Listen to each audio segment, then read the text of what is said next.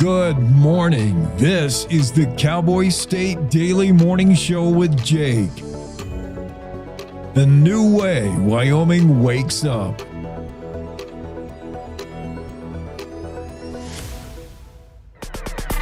It's time to take a look at what's happening around Wyoming. From the Cowboy State Daily News Center, I'm Mac Watson. The court-appointed conservator of a Riverton boy sued the Church of Jesus Christ of Latter-day Saints on Tuesday over a youth group boat tubing incident in which the boy lost his foot. Cowboy State Daily's Claire McFarland reports the lawsuit is asking for damages, costs, interest, and other relief. There's two varieties of negligence claims, and they want general and special damages, interest, costs, and any other relief the court deems appropriate. The case was filed Tuesday. What you'll see next is the church will file probably an answer and or a motion to dismiss. Like if the church says the laws you invoked don't match the claims you placed, then it may file a motion to dismiss. Otherwise, we'll just see an answer, which usually comes out like, we deny wrongdoing altogether, let's go to trial. And then the two sides exchange the information that they are told to exchange, that they have to exchange to get a fair trial. And then they either both prepare for trial or they negotiate toward a settlement. The complaint also asserts claims that the boy's sister suffered trauma for watching the boating incident. Longtime Wyoming journalist Susan Anderson has passed away. Although she may be remembered most as the anchor of K2 television in Casper, Cowboy State Daily's Jackson Walker reports that she had an enviable and groundbreaking journalism career. Longtime Wyoming journalist Susan Anderson died Monday due to complications with ovarian cancer. Although she may be remembered by most as an anchor for K2 TV, she was also the business editor of the Casper Star-Tribune and served in the Wyoming legislature. Anderson came to Wyoming after visiting Laramie for the first time and going on a fishing trip there. That experience made her fall in love with Wyoming and actually caused her to leave her prestigious West Coast news job in San Francisco. U.S. Senator John Barrasso knew Anderson personally and told Cowboy State Daily her lengthy career made Wyoming a better state for its residents. I'll be back with more news from the Cowboy State Daily News Center right after this.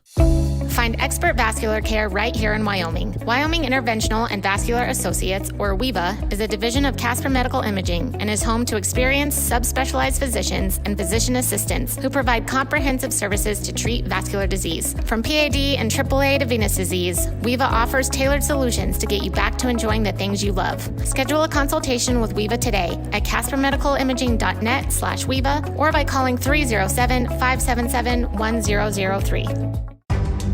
Cowboy State Daily News continues now. A new Senate amendment could allow members to receive big payouts over FBI spying tied to Jack Smith's January 6th probe. Cowboy State Daily's Sean Barry reports from D.C. that Wyoming Senator Cynthia Lummis, who was spied on, says she didn't write the measure and hasn't decided if she'll seek damages. Bill to end the shutdown puts in language creating a private right of action for the senators themselves to sue the U.S. government for $500,000 for each instance that their phones or other electronic communications were spied on. The language clearly upset some Republicans in the House because it took them by surprise that all of a sudden there's language in it that would pay senators $500,000 or more, depending on how many times their phone data or their email information was harvested. Early this month, the Senate Judiciary Committee released an FBI document showing the phone records of Lummis and 7 other Republican senators were scooped up in Smith's investigation, dubbed Arctic Frost. Momentum behind Wyoming's uranium industry continues to build. Cowboy State Daily's David Madison reports that the U.S. Interior Department gave it a tremendous boost on Friday by officially designating the resource as a critical mineral. Even when there's a little bit of good news, it's a big deal to the state's uranium industry, and we just had that this week. The USGS returned uranium to a list of critical minerals. It's really just a formal recognition of the administration's policy of let's mine a lot more uranium. The Interior Department, through the U.S. Geological Survey, published the final 2025 list of critical minerals, outlining 60 minerals vital to the U.S. economy and national security that face potential risks from disrupted supply chains. The list adds 10 new minerals, including boron, copper, lead, metallurgical coal, phosphate, potash, rhenium, silicon, silver, and uranium. And that's today's news. Get your free digital subscription to Wyoming's only statewide newspaper by hitting that daily newsletter button at cowboystatedaily.com. I'm Mac Watson for Cowboy State Daily. My biggest fear in the middle of my addiction was that I would never be able to get over it and that my kids wouldn't have a father. I overdosed on heroin and I lived. And I started thinking, you know what? This isn't my story. For the longest time, fear held me back from ultimately being who I wanted to. I found the fatherhood program, and it was one of the best decisions I've ever made in my life. My desire to change had finally outweighed my desire to stay the same. I felt powerless for so much of my life that it's important to me that my kids are empowered and truly believe that if they can think it, they can do it. I definitely had to become a better man to be a better father. For the first time, I finally feel like I'm exactly where I should be, where I want to be.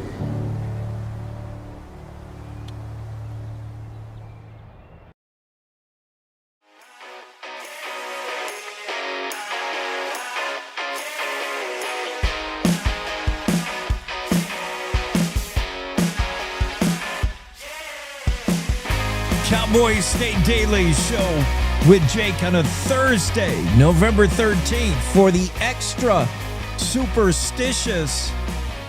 Careful, it's the 13th of, I know, Thursday, but I said if you're extra superstitious, I'm just a little stitious, as goes the Office joke. LDS Church sued over Riverton boy losing his foot on a boating trip. He was, what do you call it? Not surfing, behind the boat when you're getting towed. Not water skiing. He was just like, I can't think today. I need more coffee. When you're, getting pulled behind the boat. Where's Jen? Jen will know. Jen's not here yet.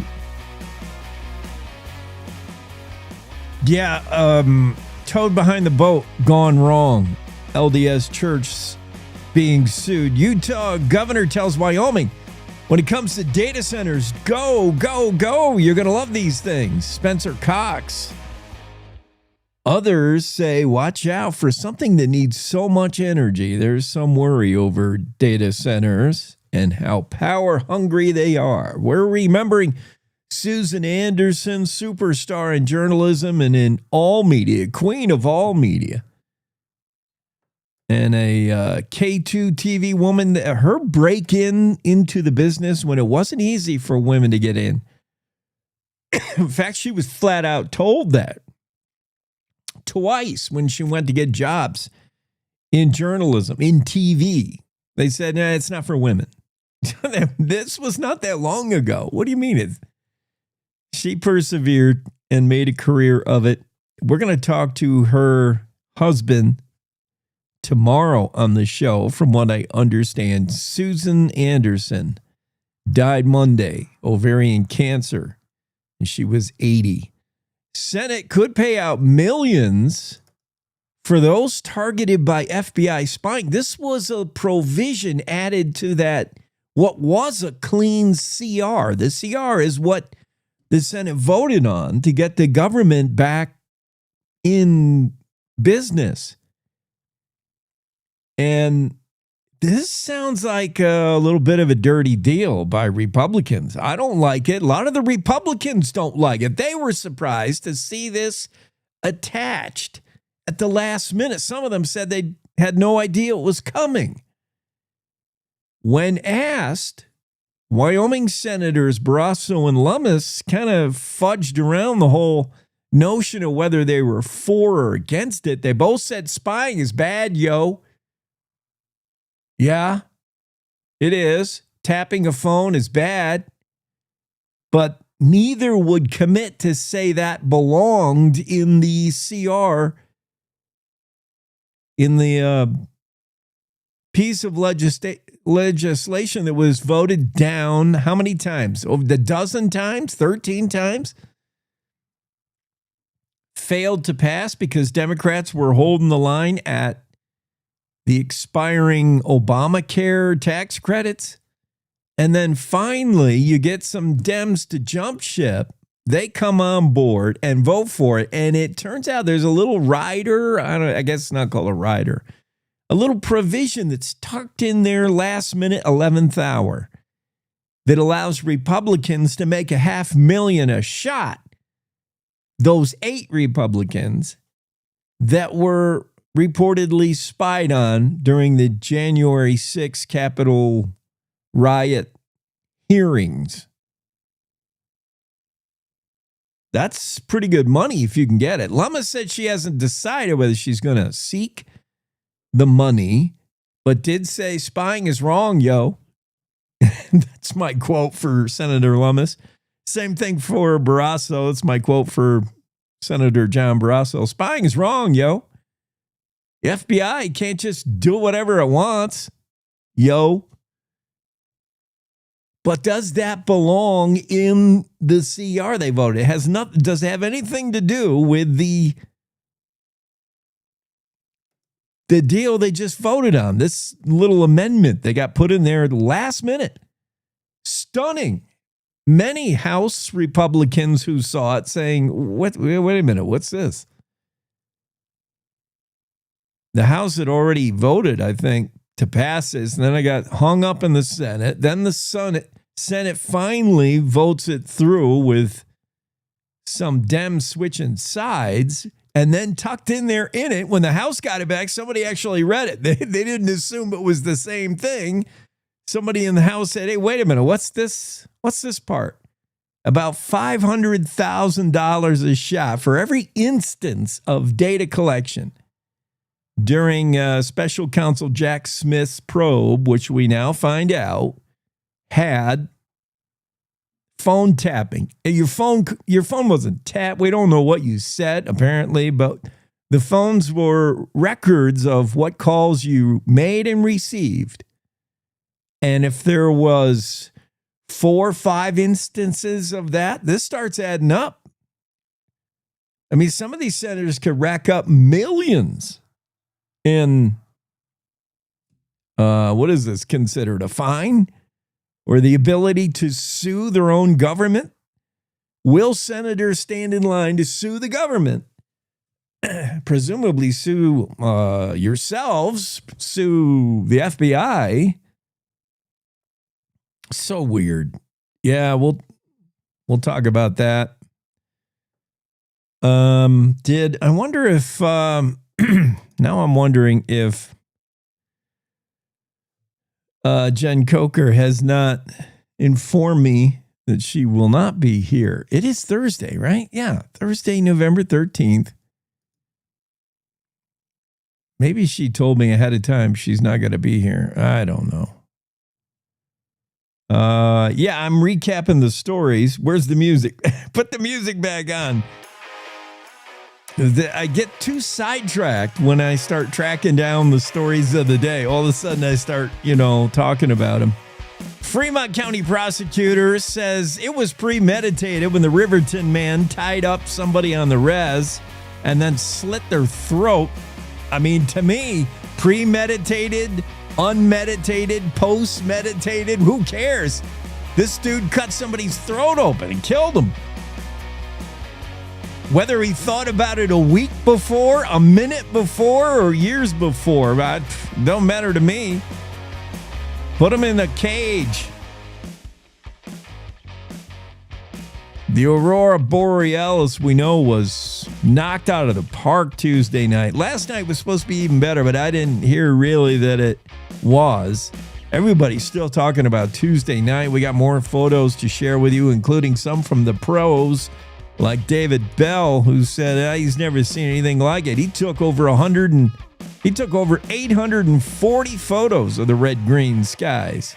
Speaking of getting stabbed and chopped up and stuff, remember when that dude was found all bloodied up and dead in his tent at the Gallatin Canyon campsite? And it was presumed to be a bear. It was so hideous that the girlfriend who found her boyfriend all kinds of mauled up said, "Oh man, a bear must have done this." She failed to notice that also in the tent was a tomahawk, another axe, and then a knife, like 3 different weapons. Yeah, it was no bear. It was Darren Abbey, found guilty of murdering a man in that campsite. We'll talk about that later today. Let's go to weather, I guess. We'll do some weather forecasting. Don Day weather forecast got it looking like this. Here's what the auroras have brought us. A beautiful day. We should get those CMEs more often. The sun is real happy at us right now. Sunny, breezy, 66 in Casper. Lander, sunny, 64. Sunshine in Evanston with a high 60. Rock Springs, you'll top out around 62 with, yes, sun. Pinedale, 55 and sunny. Afton, plenty of sunshine, 58. Sunny, breezy in Jackson, 58 the high today. Thermopolis, sunny, breezy, 66. Cody, it'll be a little breezy, but sunny, 66 as well. Highs in the mid-60s in Buffalo with plenty of sunshine. Sheridan up there in the upper 60s, pushing at 70. Can you get there? Sheridan. Gillette, 68, sunshine. Newcastle, gradually becoming sunny today, 64. Torrington's the hot spot in the state, 73, the expected high on November 13th. Wow, sunny. That's quite a difference from what it was in 1916, I think it was. When we do later this day in history, you're going to learn about the coldest temps ever recorded in the month of November in Wyoming. And it was nowhere near 73, Torrington. It was like 26 below in Sheridan, 24 below zero in Lander, 20 below in the state capital. That was 1916.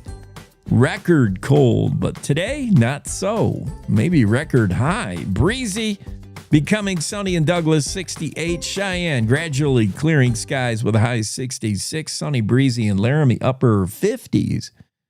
And Rawlins, sunny, breezy, 59 today. Yeah, what a difference a few decades makes, or actually a century, right? 1916 to 2025. The old timers say it was colder back in their day. They might be right. The Laramie Republican on the front page, down in the right-hand corner, as if it was not that big a news. Today it would be headlines. But down, stuffed on the lower right-hand corner, front page, Laramie Republican for Monday, November 13th, 1916 said, beware, record cold experienced 26 below zero in Sheridan. Oh, man. In mid-November. 24 below in Lander, 20 below in Cheyenne. Today, fast forward, real fast forward. How many years later? 1916 to 2025. I'm bad at math. A lot. Over 100 years later. And it's 73 in Torrington today. Wow. You just never know what you're going to get in Wyoming. Never know. Okay, there's your weather. Don Day with a forecast. When Don comes on, we're going to ask him about, I had a weather question all queued up for him. Yesterday, I kind of asked him in jest whether northern lights affect weather, thinking, no way. But Northern Lights, Aurora Borealis, the beautiful colors at night, that's created by a coronal mass ejection. That's created by sunbursts, sunspots. So yeah, when the sun creates stuff, even if it affects our, even if it's out in outer space, the atmosphere, the sun is a major influence on our weather. So I should have known. Don's like, yeah, Aurora Borealis does have effect on weather, and he outlined a few things it can do to weather. Yeah, it was pretty fascinating, pretty eye-opening. You always learn something with Don Day, and hopefully you learn something along the line in, after 4 hours of a morning show here. For instance, did you know this is official end of the penny? It's all over. One of President Trump's many positive moves when he took office, he took care of it. With all the problems facing the world, Trump zeroed in on the most dire. And he ordered a Joe Biden, Obama era ruling on shower heads be reversed. The Democrats worried that your shower is pumping out water too hard, too fast, and we're wasting water and killing the planet. They had the reduced flow shower heads, became mandatory definitely in California. But when, it's just like that episode of Seinfeld, when the apartment complex goes low flow shower heads, everybody's hair is crappy. And when President Trump got in office, he said, yeah, I'm going to deal with that Russia-Ukraine war. I'm going to deal with grocery prices. I'm going to fix the economy. And then I'm going to deal with these shower heads, man, because that ain't right. And he changed that. He rescinded all the low flow shower heads. You can now take a shower under a blistering fire hydrant of a shower head, which is good. And Trump also said, and the penny. And in only Trump fashion, where he gets sort of sidetracked, he'll be talking about one thing, like the economy. He'll say, I know it's tough for Americans right now, the price of beef, the price of eggs. And I'm going to deal with that I'm going to make big, beautiful changes. And also the penny. Come on, the penny already. Is anybody using the penny anymore? We're going to get rid of it. Costs more to mint the penny than it does to spend the penny. No president has had the courage to just say, we're getting rid of the penny. President Trump said, we're getting rid of it. And on Wednesday, yesterday, the U.S. Mint in Philadelphia pressed its last circulating penny. Soon to be a collector's item, no doubt. If you got a shiny new penny, 2025, minted in Philly, hang on to it. That's the last one you're going to see unless the Democrats take office in the next term and bring the penny back. But I'm thinking no. The Treasury Department stopped minting pennies yesterday. So what does that mean? Already there's been noted a shortage of pennies as people are penny hoarding. People are presuming that they will be collector's items. One day they'll be able to tell their kids, look, you know what this is? And the kid won't know because he won't even know what any coins are. The kid will be spending digital money. Your grandkids will be like, I have no idea, Grandpa. What is it? It's called a penny. Okay.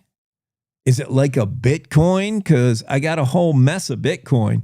I have 4.8 million in Bitcoin, Grandpa. What's that penny worth? Well, it's worth a penny. It's worth 1 cent. So good luck with that, Grandpa. Yeah, the penny's over. McDonald's says what it will do, and many major retailers will also follow suit. Many like Cinnabon, Carvel, anybody under the Go-To Foods umbrella. Wendy's is also going to do this. McDonald's going to do this. They say they're going to just round to the nearest 5 cents. So if your McDonald's order comes out to be $10.22, you will pay $10.20. If your order comes out to $10.23, you will pay $10.25. So depending on who's closer to the nickel, you'll either win or lose. And McDonald's figures it'll come out even by the end of the day, the end of the year, the end of the world. It'll all work out even. And pretty much everybody's going to do similar. Quick Trip, the Midwestern convenience chain, said it's going to round all cash transactions down to the nearest nickel. So you'll always win. That's cool. And that's going to be a money loser a little bit for Quick Trip. But yeah, how are retailers going to deal with a penny? Many are asking already, if you're going to pay in cash, please try to bring exact change because we have a shortage of pennies in the cash register box. Kroger says they're kindly asking customers to consider providing exact change if using cash, and said they would continue to accept pennies for payment for now. I don't know who's left paying in cash, but there are some still paying in change. But the penny's over. This is it. Note this day in history. Well, note yesterday in history. On November 12th, 2025, America minted its final last penny. Get it while you can. If you see a shiny 2025 penny, there ain't no more after that. How do you know when you've made the right decision? It's the feeling you get in your gut. The one that tells you what's right or wrong. It's the one that says, sure, I can have a drink. Or the feeling that says, okay, I've been drinking. Now what? It's the voice inside you that says, I'm buzzed. Better leave the car when it's time to go. Plan ahead. Catch a sober ride. Buzz driving is drunk driving. This is the Cowboy State Daily Radio Network. Hi. I'm your retirement fear. But don't be scared. You're still in pre-retirement. Does that mean I have more time to plan? Precisely. Here, this is pretirement.org. Retirement savings options? Potential tax breaks. Ooh. This isn't scary. I'm doing it. You got this. Visit thisispretirement.org for free resources to help you customize your action plan.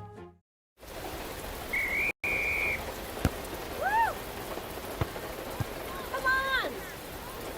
Go, Diane! Yeah, keep it going! Yeah! Go, honey! If you love them enough to drive an hour to cheer them on as they get beat 11-0 in the rain, then surely you'll check nhtsa.gov/the-right seat to make sure they're correctly buckled in the back seat. Throw that ball, Diane! Woo! You got this! So as a technical sergeant, E6. I served in Vietnam in 1969. I am a U.S. Army veteran. Have you ever helped a fellow veteran? Of course. Yes. Try to always be there for each other. I do my best reaching out to my brothers and sisters in arms. Have you ever asked for help yourself? It's always tough, right? I can't say that I have. I mean, If you don't have someone to kind of help you guide those thoughts, it can be really bad. Eventually, you just can't deal with it on your own. I guess it's a part of the military too, right? Service before self. It was drilled in, service before self. And you start to question, maybe people would be better off without me, When you realize that you're not alone, once you take that first step, there's so much support.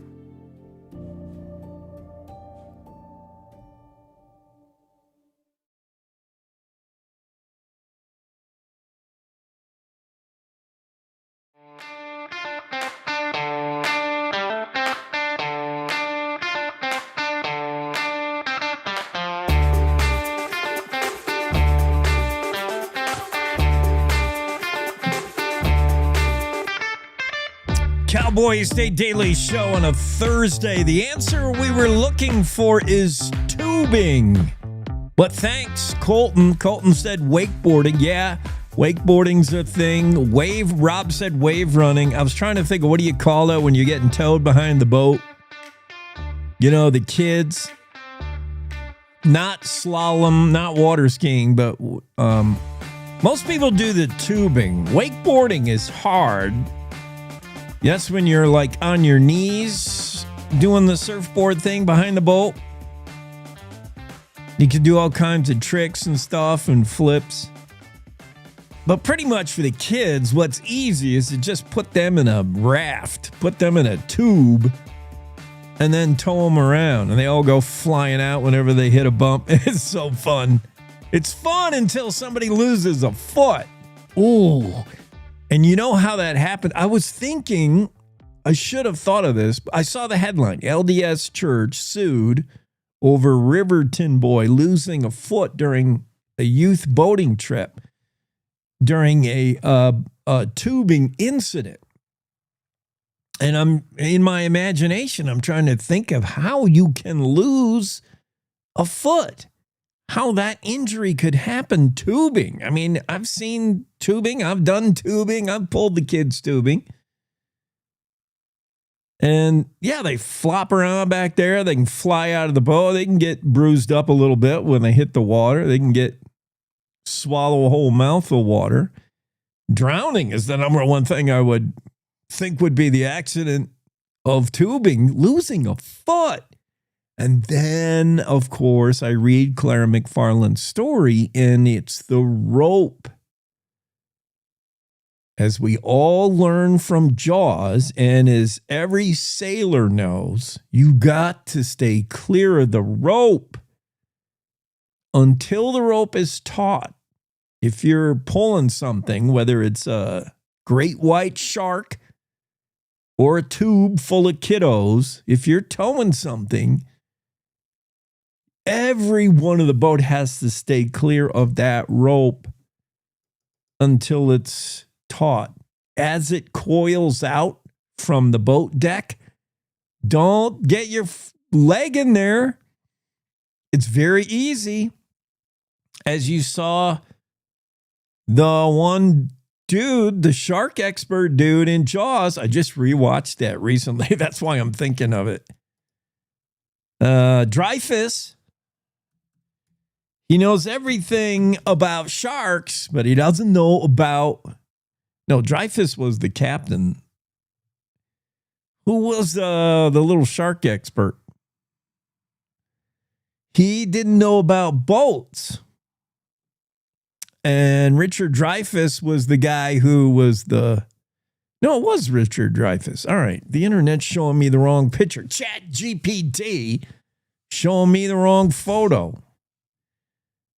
Yeah, Richard Stephen Dreyfus.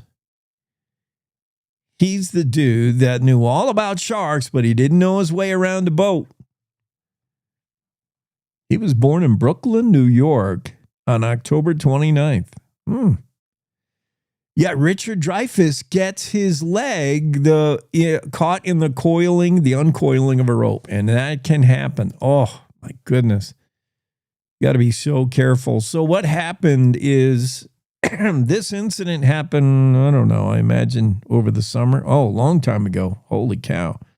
August 10th, 2022.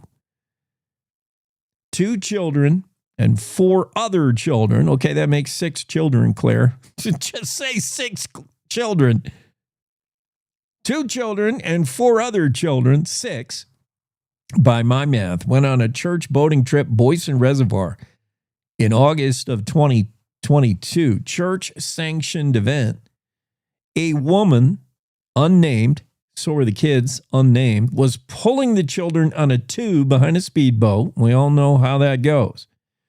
The boy and the sister involved in the lawsuit sat in the back of the boat, so they were watching the other 4 kids do the tubing. The woman told one of the children to feed out the rope for the tube. All right, well, in my opinion, there's your first problem. Don't have the kids do anything. You do it. If you're the adult in the room, if you're the adult on the boat, you do it. Don't have the kids play the role of sailor, because that's potentially dangerous. The boy tried to help by releasing the rope. He got caught in it after the woman, quote by the lawyers who filed the suit, suddenly and forcefully accelerated the speedboat. You cannot accelerate till the rope is completely taut. Oh, the rope severed his foot, says the document. Oh my goodness. The girl watched as her brother screamed in agony. The driver panicked. The adult panicked, and it was the girl, apparently, the sister of the victim, who had to call 911. Ooh, I imagine it was a gruesome sight. And the adult boat driver was, by this account I'm reading, practically useless. Seeing what had happened, it was the girl who had to call 911. To make matters worse, the engine became flooded with excess gasoline. Oh, geez. And they conked out. So now they're out in the middle of the Boyson Reservoir, and the boat doesn't work. So the whole group, all the kids get together as the adult is maybe just having a breakdown and paddle to shore. The girl, the sister, thank goodness for this quick thinking sister. I don't know how old she is. She calls 911 for her brother and then uses a windbreaker that one of the kids had as a tourniquet. She knows she's got to stop this bleeding. The boy's ankle is bleeding. His foot is ripped off.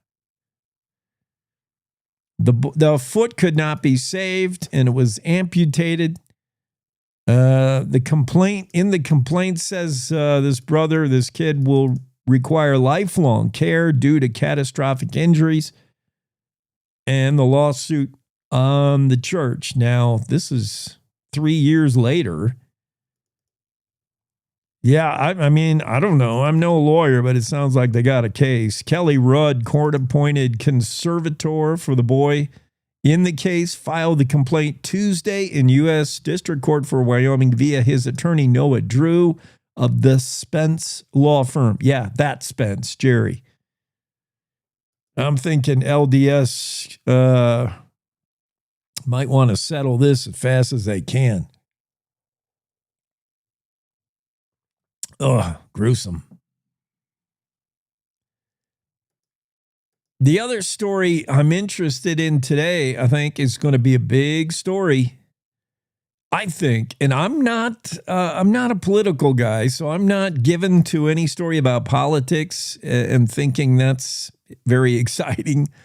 But I think this story is going to have some legs, I think. By the way, the LDS Church sued over Riverton boy losing his foot during the youth boating trip.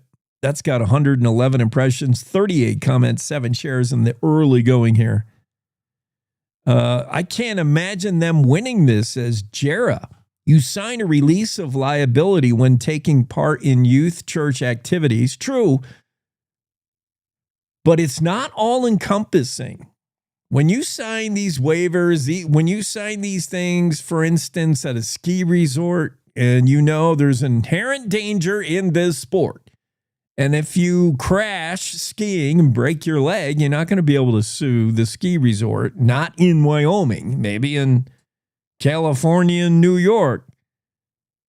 But if a lifty puts you on a chairlift and says, don't bother putting I'm not going to put the bar down, the safety bar. You don't need it.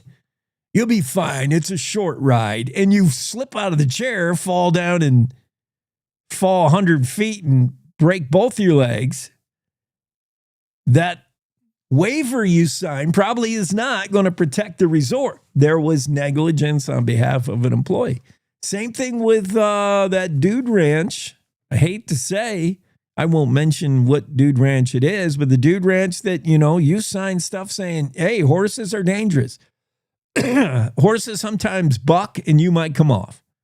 And you're not John Wayne. And you got to sign a whole bunch of stuff. And that's good. So every Tom, Dick, and Harrison doesn't sue dude ranches into oblivion. I like the fact that Wyoming can protect its industry, and we're not a nanny state in that way. We're not going to bubble wrap the entire world. But when your own wrangler, your lead wrangler leading the ride, takes out some bear spray and shoots it in your horse's face, believing it's water, I think they were trying to, I don't know what they were doing. But when your head wrangler shoots your mount in the face with bear spray, and of course the horse goes nuts, I don't know if that's quite the covered in anyway. That story's doing pretty good in the early going. The story I'm super interested in is, this story's doing pretty well so far. Cowboy State Daily, the Senate bill that they just passed to get the government back to work has in it an amendment that could pay out millions to those 8 senators that were mentioned as being targeted by the FBI spying. Their phones were tapped. Their phones records were recorded. Chris says phone records obtained with a subpoena during a criminal investigation is not spying. I don't know if they were obtained with a subpoena. I never heard that. Maybe. I mean, that remains to be seen whether there was wrongdoing. But the FBI did collect phone records of a select few Republican senators during the hearings about J6, the January 6th probe. This was at the request of special counsel Jack Smith, his probe into the Capitol riot. And he ordered, apparently, or had the FBI collect some phone records. Was there an official subpoena? Was it done on the up and up? I don't know. I'm thinking certainly the 8 Republican senators had their phone records gathered. Were not aware of that. They didn't know about it. But at any rate, what can you do about it other than complain? And they did. I think all 8 Republican U.S. senators said, that's not right. Our own FBI, our own government is spying on us and checking out my phone. What recourse do you have? Well, none until now. A last-minute Senate amendment that stunned even House Republicans and certainly left a bad taste with Democrats would allow any senator to sue the government for $500,000 for each instance of data collection during Smith's probe. So if U.S. Senator Cynthia Lummis had phone records, if she had 6 phone calls that the FBI gathered and wanted to know about, like, who did you call? Or who did you get a call from? If she had 6, that's $3 million she could sue her own government for. Oh, man. I mean, that's pretty good work if you can get it. I don't know what it pays to be a U.S. senator, but it can't be anywhere near $500,000 a phone call. Millions. Lummis expressed outrage at being spied on right away when we heard news about this. Senator John Barrasso wasn't too happy with it either.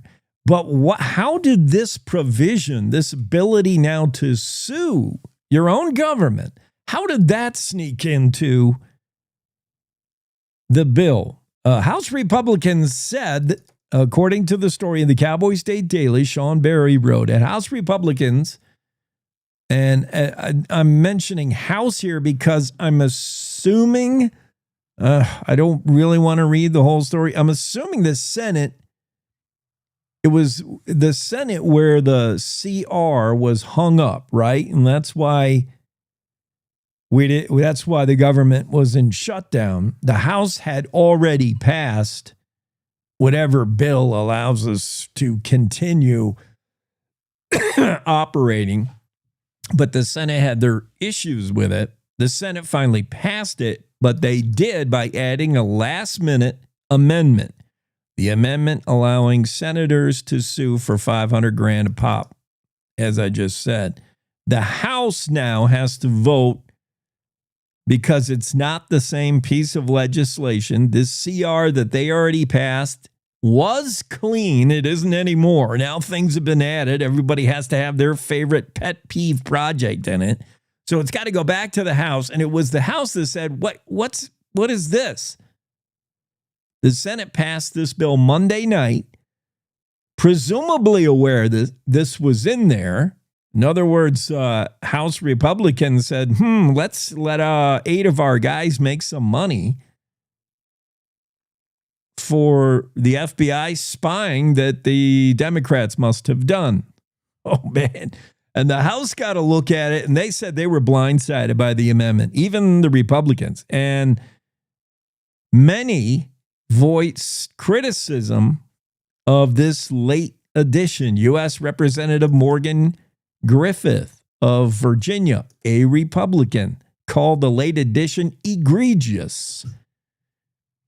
U.S. Rep. Chip Roy, Texas, Republican. I don't like the provision, he said. Scott, who is Scott?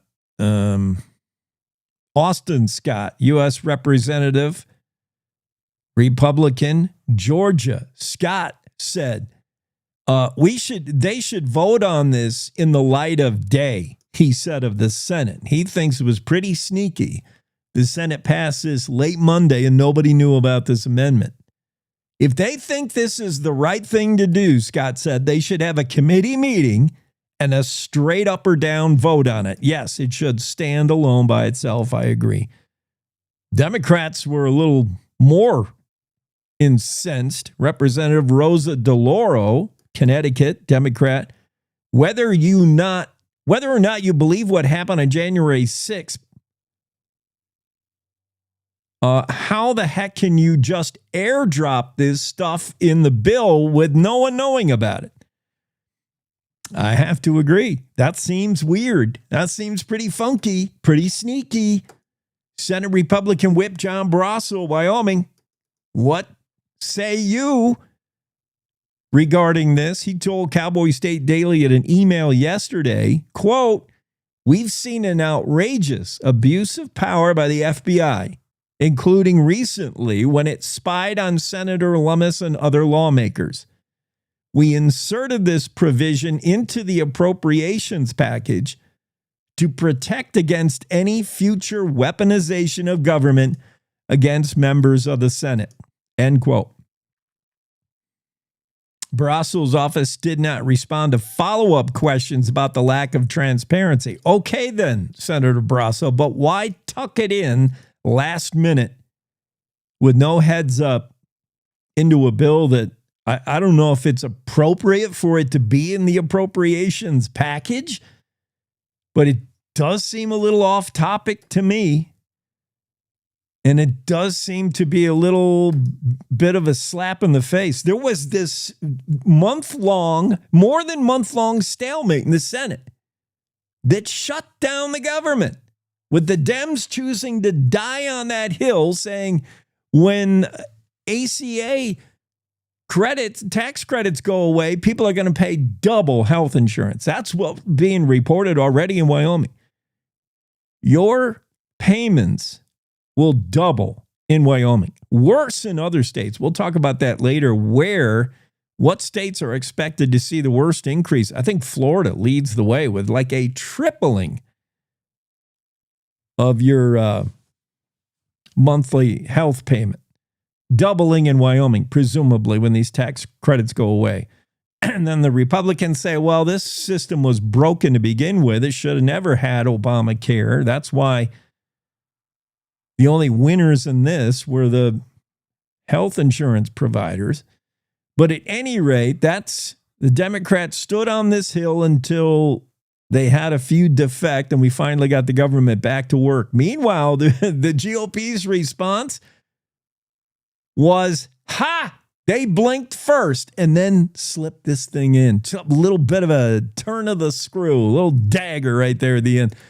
I can't see any scenario where this is appropriate to put in the appropriations package. It seems like a disappropriations package. Inappropriations package is what I'll call it. Wow. So yeah, well, I don't know what the House is going to do on this. They're expected to vote. The full House had not voted on it as of late Wednesday. Maybe today. But that's weird. When asked if they were actually going to sue themselves, presumably themselves, you're suing the government, the federal government. When asked, Lummis's spokesperson, Joe Jackson, not the Joe Jackson, not that Joe Jackson of UK music fame, right? Jackson said Senator Lummis did not author this. Like, that was his first line. So tell me, I mean, he begins his statement on behalf of the senator with backpedaling. He knows. It's like a kid caught with, a broken lamp in the living room. Who did this? Well, I didn't do it, but I did. He said Senator Lummis did not author this language, period. However, we won't forget that the Justice Department and the FBI under Joe Biden violated the Constitution's separation of powers by spying on the Republican United States senators without their knowledge. Of that, I think we sort of agree. They got a point of that. There is the point. Yes. Our own U.S. senators were spied on. Their phone records were shook out by the FBI. That seems really weird. But the reaction, what I'm talking about is the paving the way, making the way for $500,000 an incident lawsuit for the senators and shoving that in the tail end of a bill that has been the biggest heartburn going in D.C. right now. The appropriations thing that was stuck for how long? 35 days, the longest shutdown ever. And you finally get some consent, you finally get some cooperation, you finally get it passed in the Senate, and you have the audacity to slip in the lawsuit thing over the J6. It's astounding, really. The gall, the nerve. I don't know, what do you people think? Even the most staunch Republican has to think, oh, that was kind of sneaky. We'll be back.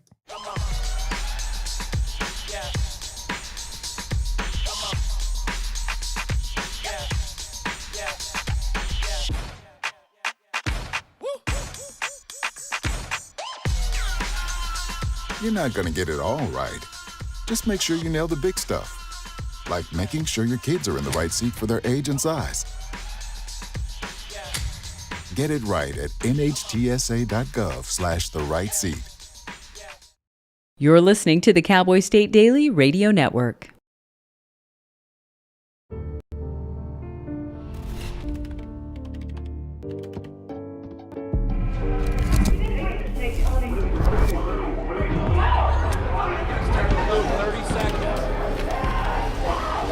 I'm an ex-drug dealer, and I'll be your sub today. Can you see anything different as a pill? No. You don't know?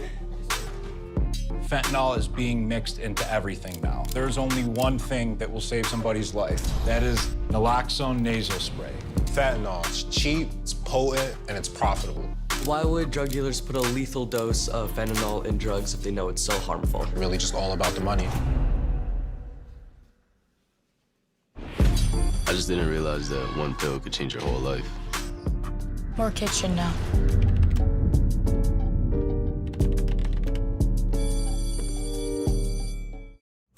Emma, did you hear? Todd's in the hospital. Who's Todd? He got a collapsed lung from vaping. He thought it was cool. Not cool. Promise you won't vape, Emma. It can lead to a lifelong addiction, and we can't be friends if your lungs collapse. Bogus. Wacky sitcom teens aren't the best people to talk to your kid about vaping. Hey, you got a minute? You are. Start the conversation with your child about vaping today. When the uniform comes off, the battle doesn't always end. Too many of our veterans are fighting silent wars with trauma, with loss, with hopelessness. Downrange Warriors stands in that gap, offering peer support, purpose, and a brotherhood that saves lives. You can help. Visit downrangewarriors.org because no warrior should ever walk alone. Hope is waiting. Be the reason they find it.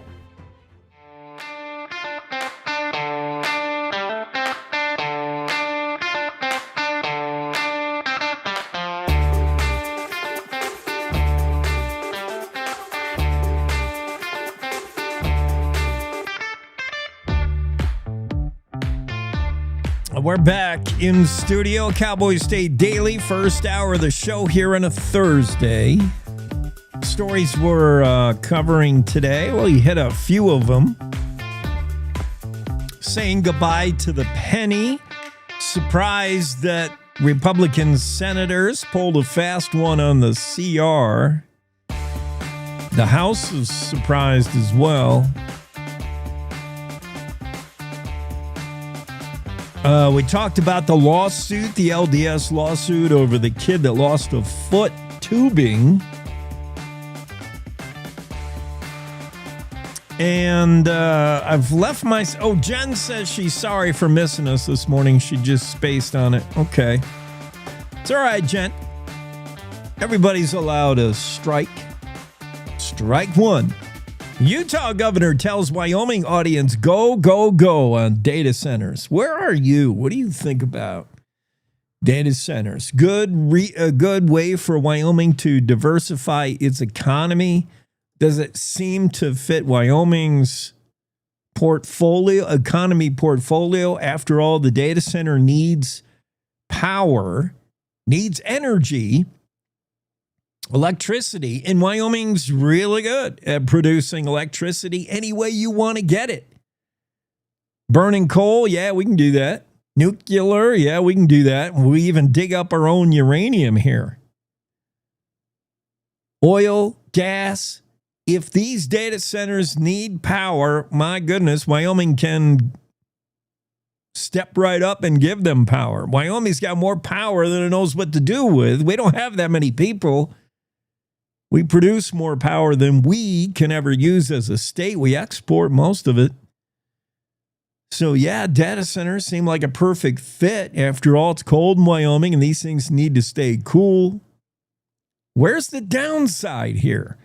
Well, there is fear that your electricity bill, your energy bill, is going to go up, up, up, and through the roof. At least one former lawmaker said, watch out, these guys are going to own, these guys being the data center companies, they're going to own the power companies by the time they're done. Never mind buying power from them. They're just going to flat out buy them. They will own all Wyoming electric companies by the time they're done, said former state senator Anthony Bouchard. He fears you're going to have sticker shock when you open up your power bill. in the coming years with these data centers that require so much energy. We'll tell you how much, and we'll dig into that story when we come back. We got to break out now, though, for top of the hour news. We'll see you on the other side. Our radio affiliates will play their news at you. We'll play ours, and we'll all meet up when it's over in about 6 minutes from now. Hang out and hang on. We'll see you in just a bit. It's time to take a look at what's happening around Wyoming. From the Cowboy State Daily News Center, I'm Mac Watson. Speaking at the governor's annual business conference on Wednesday, Utah Governor Spencer Cox said Utah and Wyoming should embrace the need for data centers. Cowboy State Daily's Renee Jean reports on why Governor Cox is so enthusiastic about this opportunity for Western states. The idea here is superabundance. We can innovate our way to the power that we need without killing the planet, without spiking the energy costs. We can do both. We just have to put our minds to it. Where there's a will, there's a way, kind of thing. The states that engage in that, then instead of throwing up barriers, engage with that and embrace the challenge, will also get the opportunities. And it's going to be a huge difference maker. It's going to be a game changer. And maybe at last will help the West to start diversification instead of always being reliant on all these commodities that get shipped elsewhere, no value added in the state. Governor Cox added, quote, "What's happening in energy is unlike anything that's happened in my lifetime," unquote. Wyoming's U.S. senators are stumping for the BLM's Biden-era public lands rule to be rescinded. Cowboy State Daily's Mark Hines reports that some Wyoming energy industry insiders say it's the right thing to do. The current President Trump's Secretary of the Interior, who oversees BLM, has, indicated that he might want to try to rescind that rule. And our senators, both of our senators as well as some from other Western states, recently shot off a letter saying, that they're very strongly in support of rescinding the rule. In September, Interior Secretary Doug Burgum announced his intent to repeal the public lands rule. I'll be back with more news from the Cowboy State Daily News Center right after this. Find expert vascular care right here in Wyoming. Wyoming Interventional and Vascular Associates, or WIVA, is a division of Casper Medical Imaging and is home to experienced subspecialized physicians and physician assistants who provide comprehensive services to treat vascular disease. From PAD and AAA to venous disease, WIVA offers tailored solutions to get you back to enjoying the things you love. Schedule a consultation with WIVA today at caspermedicalimaging.net/WIVA or by calling 307-577-1003.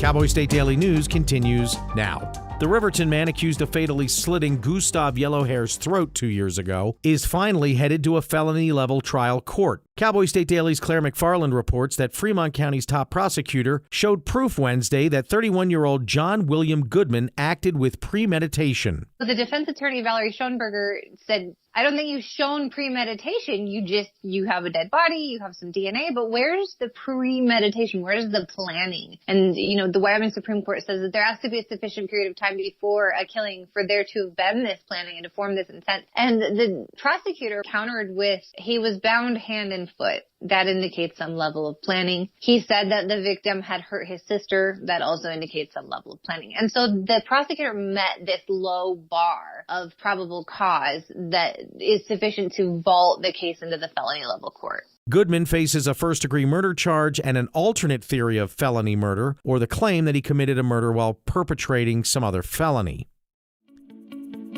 A night of intensely colorful auroras put on a show over Wyoming and much of the Northern Hemisphere Tuesday night. Cowboy State Daily's Andrew Rossi reports that the light shows were so powerful, even photographers with decades of experience capturing the auroras say they were the best ever seen in Wyoming.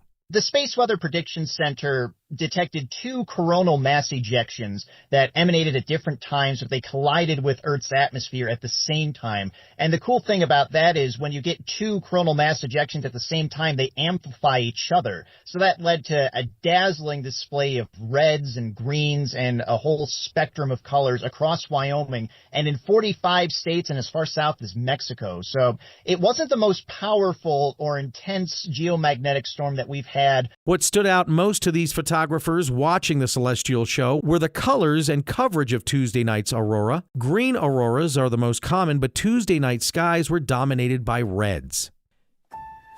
Longtime journalist Susan Anderson has passed away. Cowboy State Daily's Jackson Walker reports she had an enviable and groundbreaking journalism career, not just as the anchor at K2 in Casper. She was also the business editor of the Casper Star Tribune and served in the Wyoming legislature. U.S. Senator John Barrasso knew Anderson personally and tells Cowboy State Daily her lengthy career made Wyoming a better state. And that's today's news. Get your free digital subscription to Wyoming's only statewide newspaper by hitting that daily newsletter button at cowboystatedaily.com. I'm Mac Watson for Cowboy State Daily.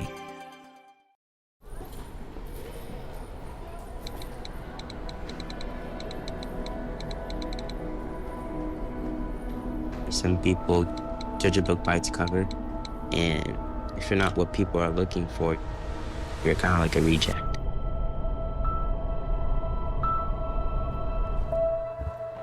At school, it feels like everyone's staring at me, and I'm just kind of not really a person.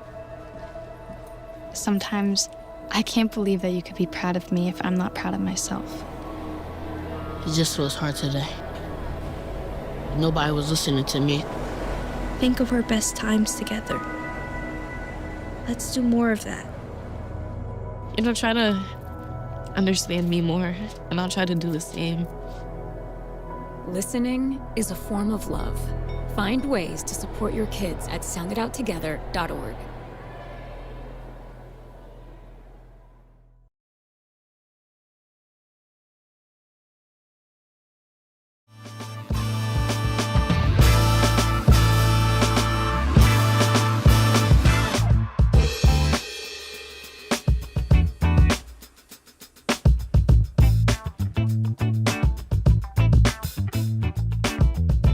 It's time to go Judge Judy. I used to do this bit where I had the gavel and the wig. Does anybody remember that back when we first launched? And I would pass judgment on the criminals of the day, those that were facing charges in the Cowboy State Daily. And Cowboy State Daily lawyers advised that I discontinue that practice. He's going to get you sued, they said. Probably. I'll try to refrain from actually giving my verdict in these cases, but I can't imagine anything I say is going to sway a jury any more than the mugshot of the defendant will sway the jury. Tattoos above the neck pave the way for guilty verdicts. That's if anything you remember from today's show, that's my advice to you. I got to fix my screen sharing video thing. If you're listening to us on radio, pop onto the Cowboy State Daily. Look for the story of, just look at the pretty pictures and look for a guy who looks like a bad guy. Pretty much looks like a bad guy. If you ask a kindergartner and show him a picture of the two people in the news today, the two top news stories, show any kindergartner, show a 7-year-old, because the innocent babes, they sometimes see clearer than us adults. You show a 7-year-old a photo of Susan Anderson, recently passed earlier this week. Longtime Wyoming journalist Susan Anderson, revered by many in the media. Bill Sniffen said, paraphrase, she's practically the queen of all multimedia. Longtime K2 TV anchor. Show a kid a picture of Susan Anderson in today's Cowboy State Daily, and then show the same kid a picture of John Goodman and say, which one is accused of slitting a man's throat. The kid's going to point to Goodman 11 times out of 10. He's got the face tattoos going, the neck tattoo, all the gang banger stuff. Now, that doesn't make you a criminal, no, but man, it sure helps the jury get to a guilty verdict.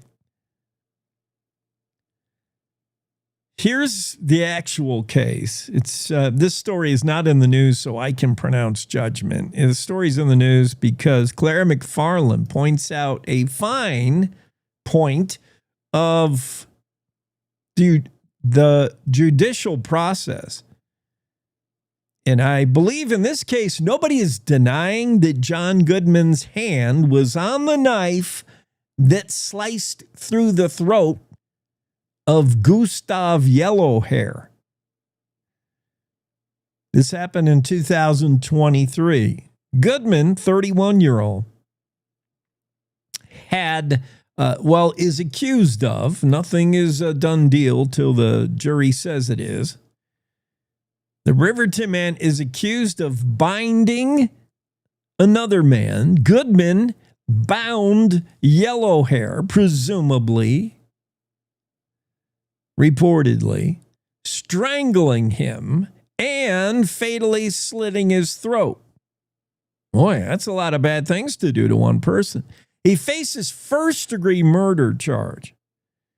His attorney was arguing that it shouldn't be first degree because Goodman, it wasn't his intent to kill Yellowhair. He was on the killing of Yellowhair, the slitting of his throat, that was sort of a side quest. His original intent was to do something else. That is actually an argument of law, as Claire McFarland points out. Astoundingly, that is an argument. Well, my client, the slitting of the throat, that just happened while he was doing something else. Okay, as if that don't make Yellowhair any less dead. He was doing something else. Yellowhair died of a sliced artery, carotid artery. Is that what they call it? Yeah. Sliced jugular vein, sliced larynx. Oh, man. He went deep with this. His body was found March 20th, 2023, near a home in St. Stephen's. FBI, DCI, all involved in the investigation. Apparently, Goodman, under the assumption that Yellowhair had, quote, molested his sister, tied up Yellowhair, and presumably was giving him the business. What did you do to my sister, et cetera, et cetera. I don't know what crime he was doing at the time that the attorney says he did not intend to commit murder. He did not, with premeditated malice, intend to kill Yellowhair. Maybe he was in the act of just scaring him. I don't know. He was in the act of another crime, is what his attorney is trying to say. And this one was just sort of accident. This is Valerie Schonenberger, is his defense attorney. And I think Valerie's just grasping at straws. I mean, what else are you going to do? You got a monster who's brought up in shackles, wearing orange and inked above the neck. This is not a case you want, man. This is not a job you want. That's like, your first job with Parks and Rec. Go out there and pick up all the dog doo-doo. Oh, man. Yeah, the case of defense attorney, what could fall in your lap as a public defender, this is not one you want. John Goodman, looking every bit the criminal, accused of slicing the neck of a guy who he thought was molesting his sister. The prosecuting attorney pointed out a couple of things to the judge. He is going for the premeditated murder because that gets you the first degree murder charge. That puts this animal away for a little longer. And he is trying to prove some kind of premeditate. He's trying to prove that Goodman had intent all along to kill him. This wasn't just an accident while he was carrying out something else, which I still don't know what this something else is. Presumably he was just trying to scare Yellow Hair. I don't know. But the prosecuting attorney says, A, he bound Yellow Hair, presumably, allegedly, bound him in a chair. That takes some premeditation, right? You're heading somewhere when you tie a guy up to a chair. There's only one way this can go, says the prosecuting attorney. He's already premeditated in his mind. This is going to end in murder. I'm going to tie you up first. Also, the fact that he believed and told Yellow Hair reportedly that his sister was molested by Yellow Hair. So that there's premeditation there, Your Honor. He was mad about his sister. So he already had it in his mind what he was going to do in the end. That's premeditation. The judge agreed. And this is headed to felony level trial court. Well, I don't know how a slitting somebody's throat is not automatically felony level. It doesn't get much more gruesome than that. But it's headed to felony level trial court after Fremont County top prosecutor showed proof yesterday that Goodman acted with premeditation when he slit the throat of Yellow Hair. More gruesome stuff. A Montana axe murderer, and I don't think I have to say alleged here. I think the jury agreed. A self-described white supremacist with a rap sheet this long. Both he and his twin brother, he is convicted of murder. This is that case where somebody was found dead in their tent in the campground. And not just dead like, oh, he died in his sleep. Like blood everywhere, chopped up. And the girlfriend found her boyfriend in the tent. I think the girlfriend said, you enjoy camping that night. I got something to do. I'll see you in the morning. Dustin Kiersum, 35-year-old from Belgrade, Montana, set up camp October 10th, 2024. Just a year and a month ago. Set up his wall tent. And the girlfriend says, I'll come see you in the morning. She comes, and when she gets there, the scene is out of this world gruesome. It was so brutal that she could only assume that her boyfriend was mauled by a bear. She contacts authorities. Authorities do some investigation, and before long, they say, this is not the work of a bear. I mean, it didn't have the telltale bite marks or scratch marks. In fact, it had like an axe nearby, and all the wounds looked like chop wounds. Beer can, shot glasses left behind, which when tested for DNA, turned up 2 potential criminals, Darren Abbey or his twin brother Dustin Abbey. Both shared the identical DNA, being twin brothers. So investigators knew they were probably looking for an axe murderer, because when they collected DNA evidence, it turned right to the Abbeys, either Darren or Dustin. Dustin, not to be confused with the victim here, who was also named Dustin. Well, they ruled out Dustin pretty fast because he was in the joint doing time. He was in prison. Well, that leaves just Darren Abbey. Darren Abbey just so conveniently happened to miss a check-in. He's on probation for some other crime, and he blew off one of his probation meetings. So they went and picked him up, and they said, "By the way, we also like you for this campground murder." And Abby did confess, apparently, when they had the goods on him. He confessed, but he said it was self-defense. He told investigators it was self-defense. He said Dustin Kearsum was attacking me. He said, I was looking for a campsite. They were all full. Kearsum reportedly invited him to share his. He's like, "Come on, man. I know how it is. I got a tent. Hang out with me." Something went wrong. Something went wrong that night. And Abby said Kearsum was attacking him. Kearsum was armed. He had firearms, which Abby reportedly stole after the killing. In fact, there were pictures of him holding his victim's firearms. "Hey, look what I got, my new toy." He told investigators it was self-defense. The jury, did this go to a jury or was it the judge?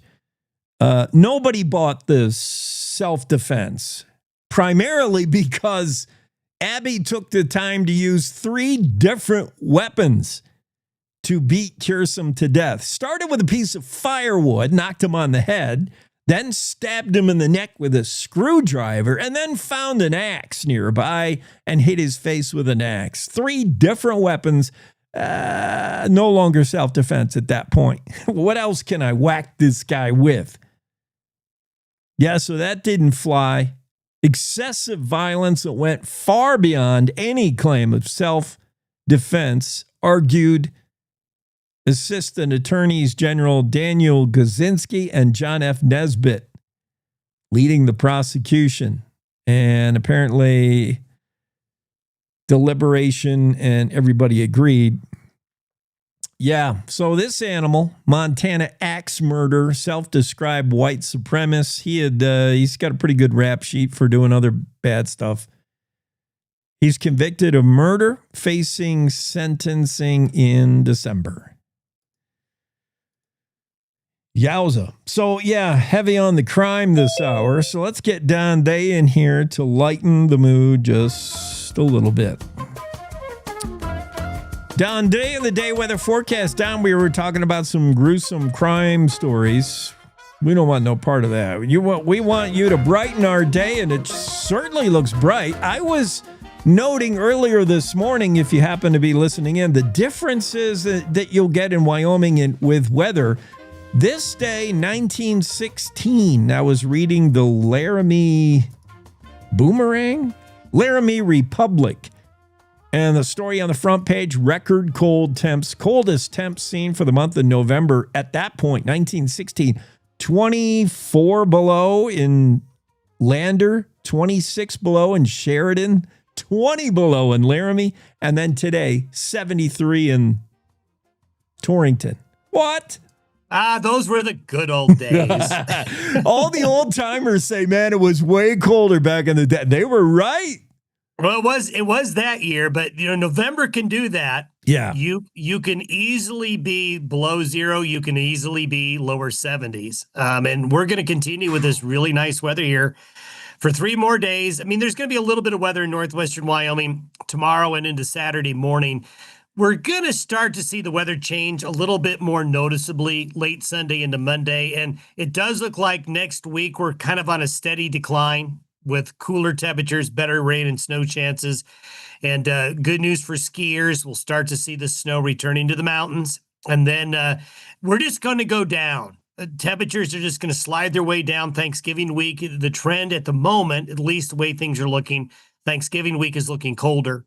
So enjoy the next 3 days, because it's not likely we're going to go back to this anytime soon. Yeah, and that's what I mentioned that before, how November seems to go and how we seem to slip into winter. It seems to just all of a sudden catch up on us. Like there'll be some nice days in November, and then there'll be a regression. And then the rebound is never quite where we were. And then it's just like a step ladder down, the staircase down, and pretty soon, those 30s look like they were fun times to have because you're in right. single digits. And like, how did that happen? Yeah, next week looks, yeah, you're right. I remember thinking one year that it was going to be my promise to swim in a pond. I had a pond in mind on Thanksgiving Day. I'm like, the weather was so good through the first half of November. So nice, 60, 70. I said, I'm going to be swimming on Thanksgiving Day. You watch. I'm going to jump in the pond. And by Thanksgiving, it just turned, that day, kind of like Halloween. Yeah. A lot of times what you'll see is November start cold and you get snowy, and you could actually then end up with good weather around Thanksgiving. But that trend is not here this year. So the good weather's on the front end of November. How is that? Is the ground holding snow, at least at higher elevations, probably, right? Yeah, if snow falls, it'll stay there. Yeah, in those northern, those areas, the shadows are long. There's long shadows out there these days. And so days keep getting shorter now till the 21st or 22nd of December. So that's something else that adds up. So when we do start to see the lower elevation snow in the month of November, and it is going to happen. I know a lot of people are skeptical, saying, I ain't seen nothing yet. Well, I think we'll have snow on the ground in many areas before the month's over. And you get snow on the ground in the month of November, it stays in those shady spots for a long time. Yeah, it does. I noticed that. Like, I'm in shirt sleeves sitting up, but the other side of the house, if I have to go over there, there's snow on the ground and it's cold, but in the sun, what a difference. Well, I'm excited about this pond. Are we going to live stream you jumping in the pond on Thanksgiving? That was this year. No. No, it's not going to happen. I saw your forecast for next week, and no, that is not happening. Okay, Don, thank you. Bye-bye. Day weather forecast. We'll have Don do a little micro forecasting tomorrow when we're going to wonder what the weather will be in Laramie. We got a whole mess of high school football games going on in Laramie, state championships in 1A, 2A, 3A, 4A football. And then we'll see what the Cowboys are going to experience when they take on Fresno State over there in Fresno. Fresno is, where do they keep that city? California, right? We'll get a Fresno forecast as well. Cowboys like it cold, colder the better. We'll also talk with Jared Petrino today. We missed him yesterday. Jared will be on and we'll talk Cowboy football. It's Wyoming travels to Fresno State to take on a team that, nobody can figure out Fresno State. Who are they? They got whipped by Colorado, by CSU, I think. And they squeaked by against Nevada and Hawaii, and they destroyed Boise last week while the Cowboys were on a bye. Fresno's been all over the place, up and down. So I don't know. Our chances of beating them, Jared will tell us. I think we can. Fresno's favored, but not by a ton. I think by 3.5, maybe. I'd take that bet. Let's get a break in here, and we'll come back with more news, more stuff, more everything of the Cowboy State Daily Radio Network. Every morning, America wakes up to reheated outrage and copy-paste commentary. Yeah, I don't follow talking points. I follow common sense. If that hits a nerve, good. It means you're still alive. No spin, no fluff, no kumbaya, just Jake. Serving up truth, sarcasm, and grit. Stirred by hand and seasoned with reality. I don't yell, I don't pander. I just call it like I see it, and trust me, there's plenty to call. From the capital to the county fair, if it's worth talking about in Wyoming, Jake's already on it. No permission needed, no script required. The West was built by people who spoke their minds and stood their ground. I'm just making sure we don't forget how. The Jake Show. Weekdays on CowboyStateDaily.com and wherever bold voices still have a mic. No apologies, no filter, no bull. This is the Cowboy State Daily Radio Network.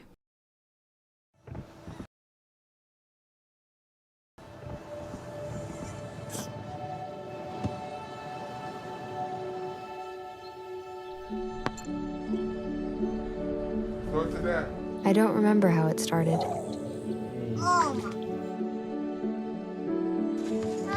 Our back and forth. Victory. Fumble. Repeat. It always came back. Dad! Okay, here we go, throw it! Yeah. You probably don't remember what you told me, That was perfect. but I heard every word. Nice.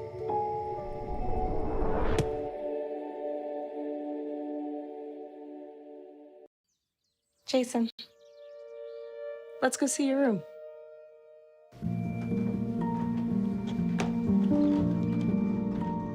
What do you think? We kept it a little spare, so you can decorate it how you like.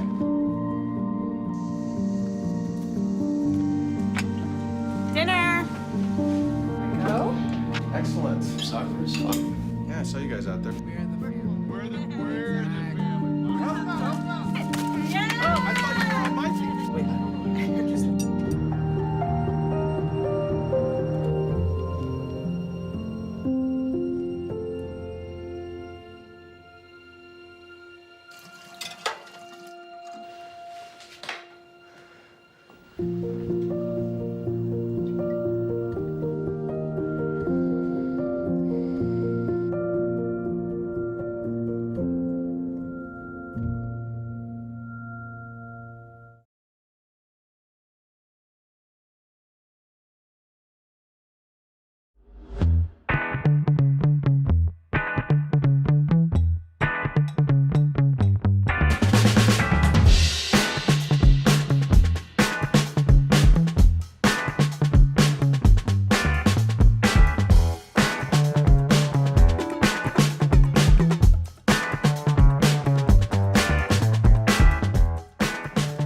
We're back, Cowboy State Daily. Let's talk about Russia.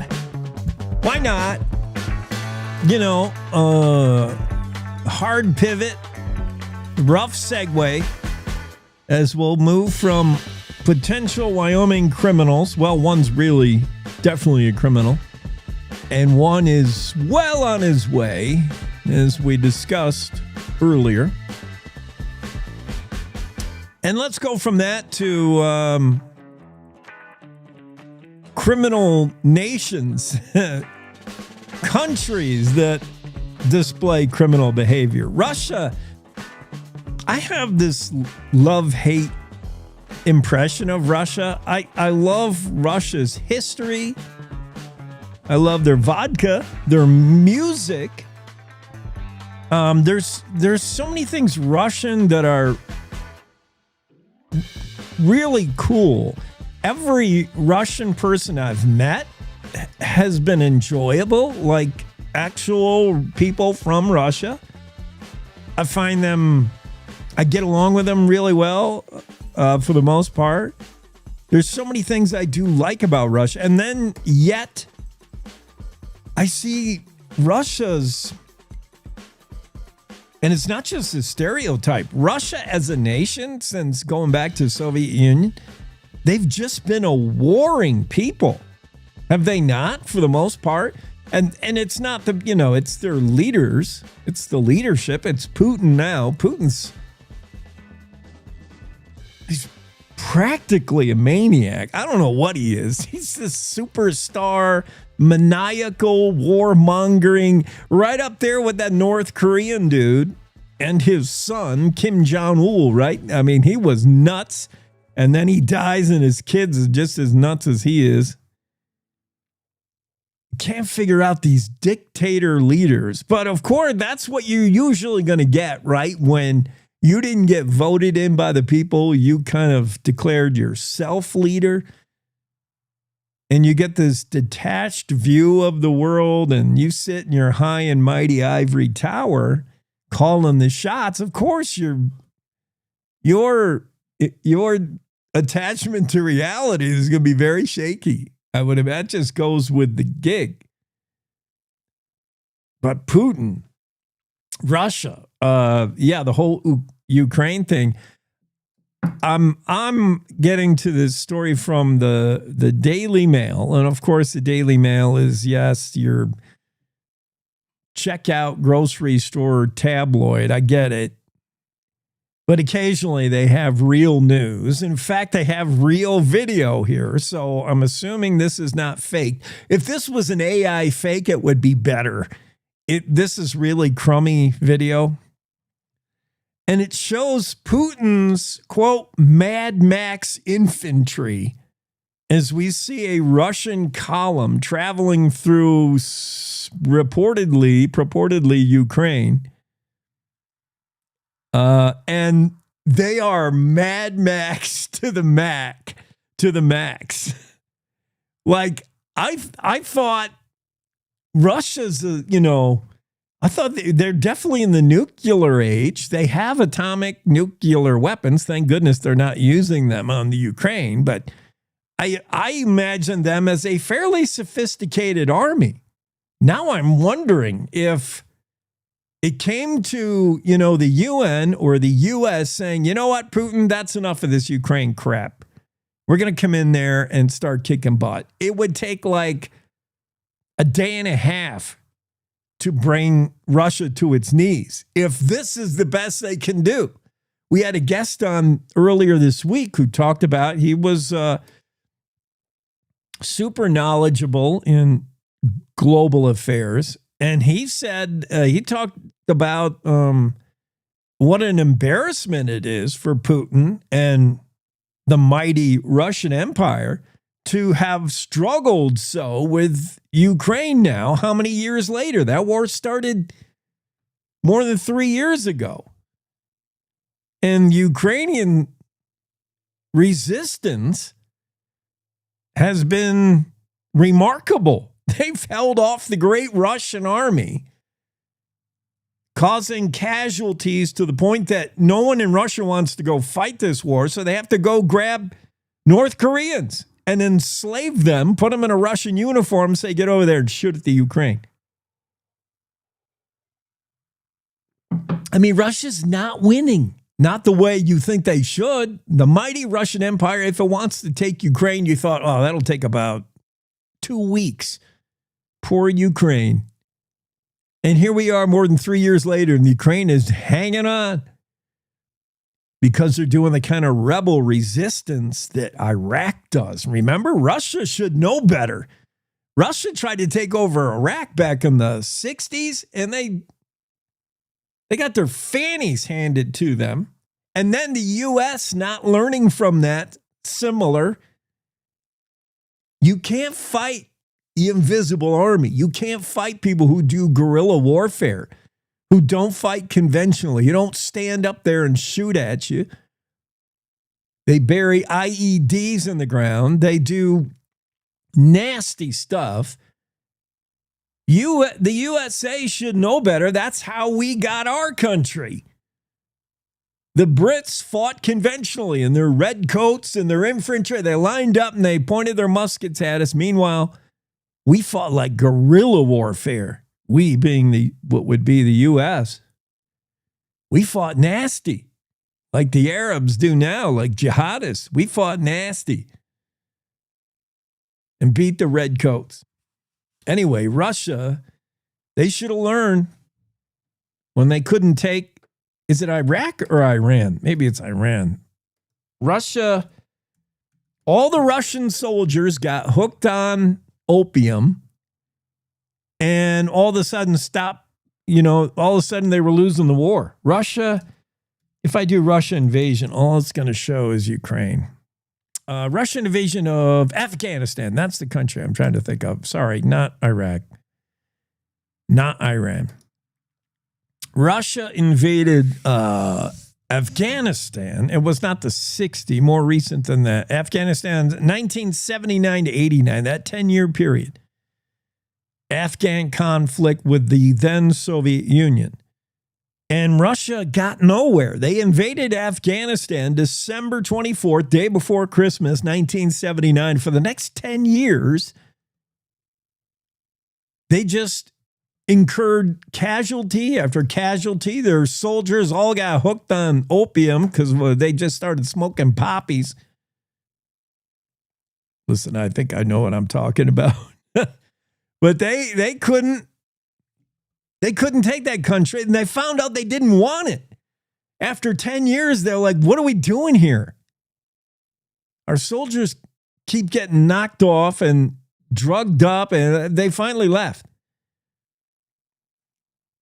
And now they're rolling into the Ukraine similarly and finding the same kind of war. If you just go in halfway, U.S. saw that in Vietnam. If you just go halfway, you just toe the water when it comes to a conflict. We'll just stick our toe in the water. Even mighty empires can't find out that it's hard to win.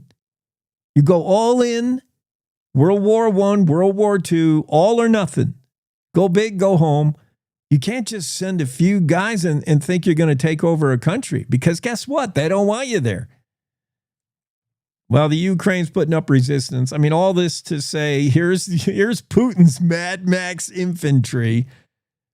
We got to play a little bit of this for our video, but yeah, you'll just have to imagine it's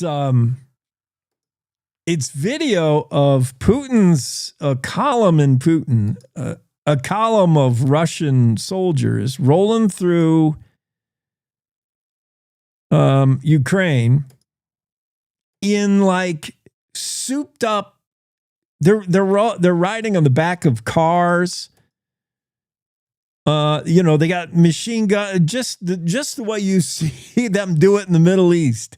This is the mighty Russian Empire traveling with, they got like bazookas strapped to their back on motorcycles. They got this tricked out, what looks like a Honda Civic. And they're on the back of that with a rocket launcher. I mean, they are looking every bit like Afghanistan in this video. They don't look like, these aren't the mighty Russian tanks and the latest in drone bombing. These are hooligans riding on the back of cars they've stolen in Kiev, and are just riding around with their machine guns. This is the mighty Russian Empire. Putin's Mad Max infantry. The story in Daily Mail. It's embarrassing, honestly, if you're Putin. It's embarrassing. Here's another thing that makes me wonder whether I like Russia or not. There are a lot of things to like, but I don't want to go live over there anytime soon. A Russian court Tuesday of this week sent an 18-year-old street musician to jail for the third time for performing anti-war songs on the street. This is a busker singing songs on the street, singing songs like, "My country should not be invading Ukraine. That's mean," and arrested. You can't do that. In the Kremlin, they're cracking down. They have no limit tolerance on any signs of dissent or opposition. This is what happens in Russia and China. This is why they're not the United States. You should thank your lucky stars and stripes you live here. Because if you go busking, singing a song on the street in Moscow, they're going to carry you away. This 18-year-old arrested for the third time and thrown in jail for singing a song about how her country should not be invading Ukraine. I'm going to take a break. Jackie Dorothy should be here, I think. That's what we have on the forecast right after this. Wyoming is the cowboy state. From corner to corner, there are so many stories to be told, and more cowboys and cowgirls are turning to the Cowboy State Daily News team to keep them in touch with what's happening both locally and in other parts of Wyoming. I'm Riley Strand, videographer and production assistant for Cowboy State Daily Video News. We're proud to bring the most important stories to our viewers every day. The stories that start conversations, the stories that make us laugh, the stories that make us think. Our experienced journalists at Cowboy State Daily are crisscrossing the state every day, talking to those who know the news best. Every day, host Wendy Core and I talk to the reporters who are covering the topics, issues, and people that are important to Wyomingites. And in our daily newscast, we bring you those stories. Tune into the Cowboy State Daily video newscast every morning, only on cowboystatedaily.com. You're listening to the Cowboy State Daily Radio Network. Sometimes fatherhood I'm the first Viking who wouldn't kill a dragon. can feel like an epic battle. But you will. But you can change your kid's world just by being there. And with a little help, you won't believe how high they can soar. All right, bud, you ready? I'm proud to call you my son. Come on! Never stop being a dad. To learn more, visit fathersincorporated.com. Logan Wilson here at the M Building in Casper, Wyoming. They do more than just support businesses and private events. They support nonprofits by offering reduced rates to help the community thrive. The staff here at the M Building have been incredible in helping me organize a fantastic event. They are great partners for those who want to make a positive impact on the community. Come check out the M for your next event.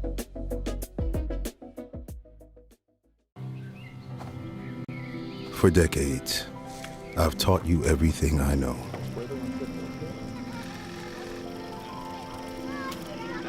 How to safely build a fire. How to control the flames.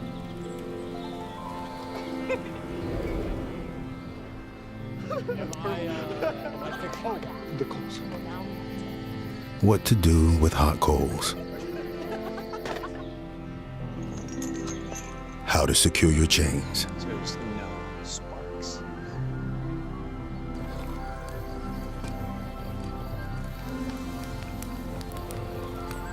But I can only teach wildfire prevention. Only you can prevent wildfires.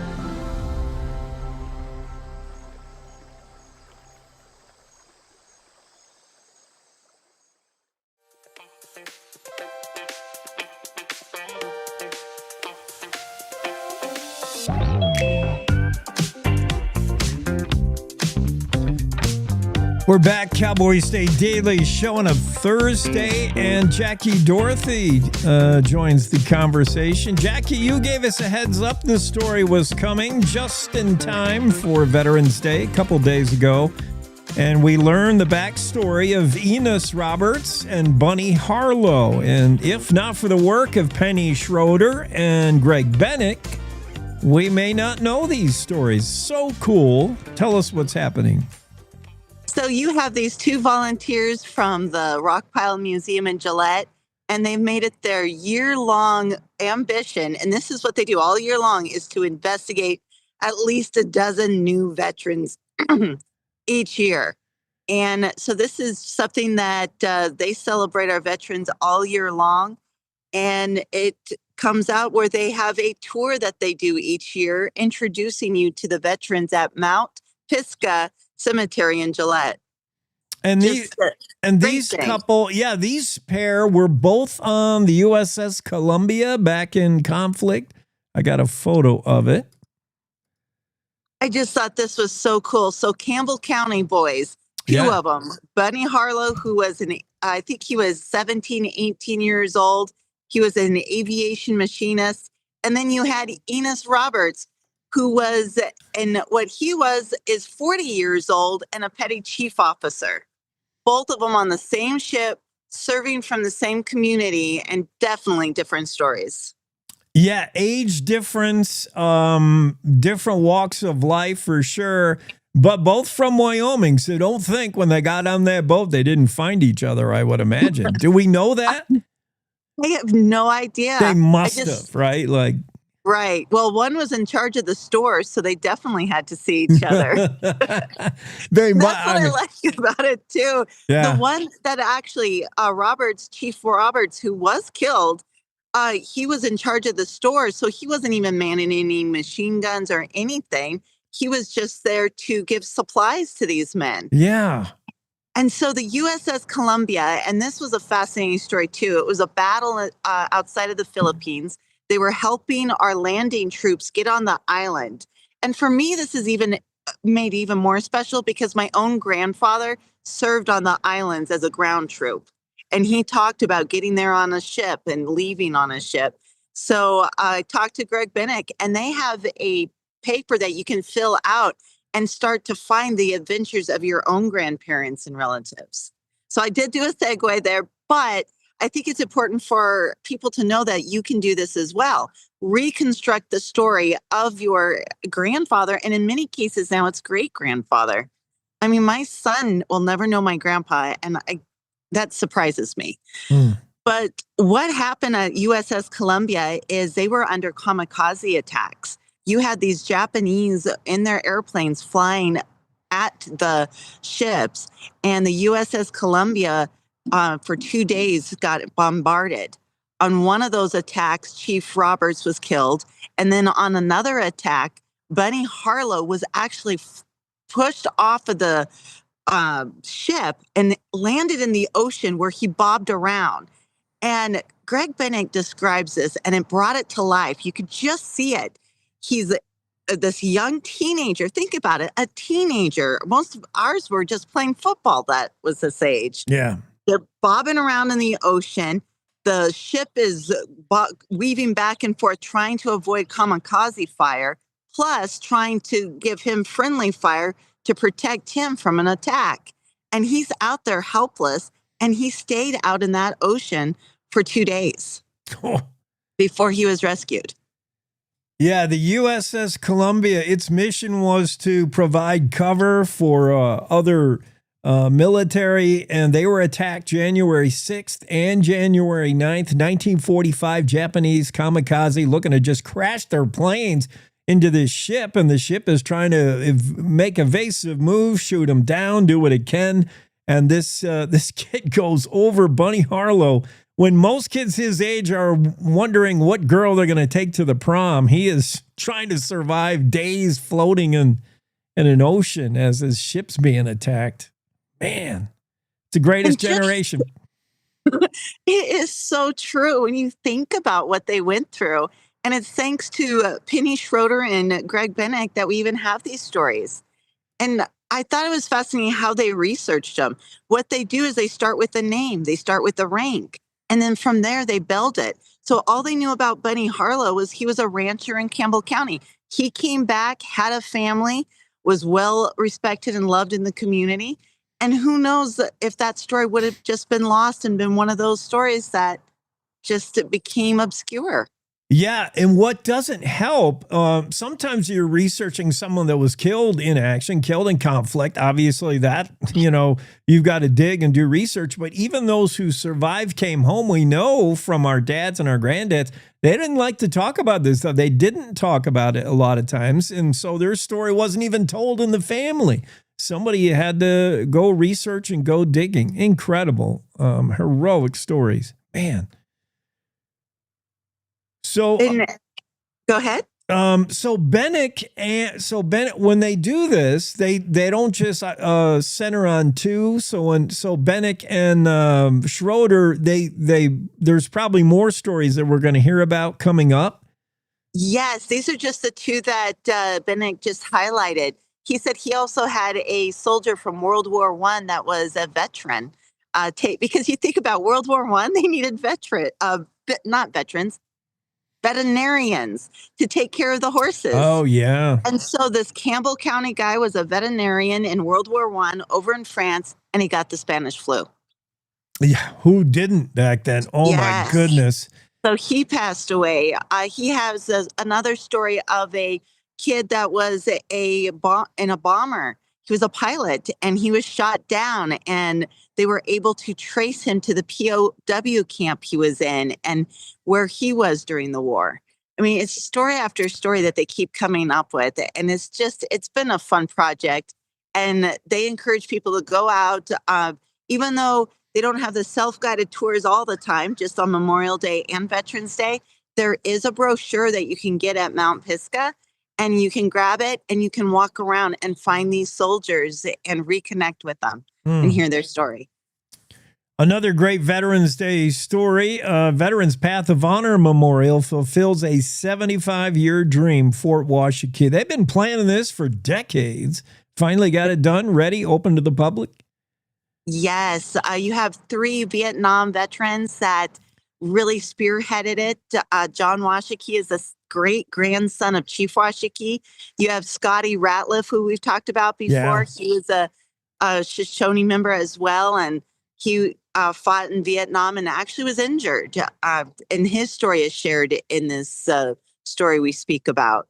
And then you have Lyle Wada, who was, he said he never took the job of a commander, but he has been an, I think I pronounce it adjunct.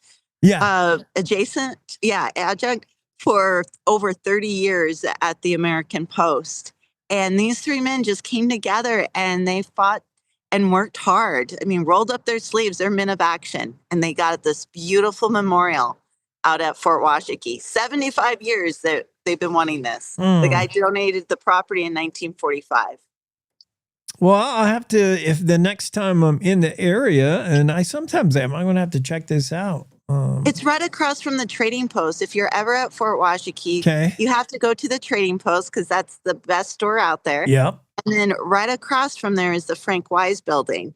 And this is one of those things that really shows you why we need to preserve stories, is because as I was putting this together, I don't know who Frank Happy Wise is, other than that he was the commander of the American Post. We have a picture of him. And it's like, who is he? I want to know more. And that's what Lyle Wada is now changing it, is where he's going and doing the same thing as Greg Bennick and Penny Schroeder and trying to get those stories. And they plan to have a kiosk where you'll push a button and hear the stories of these veterans.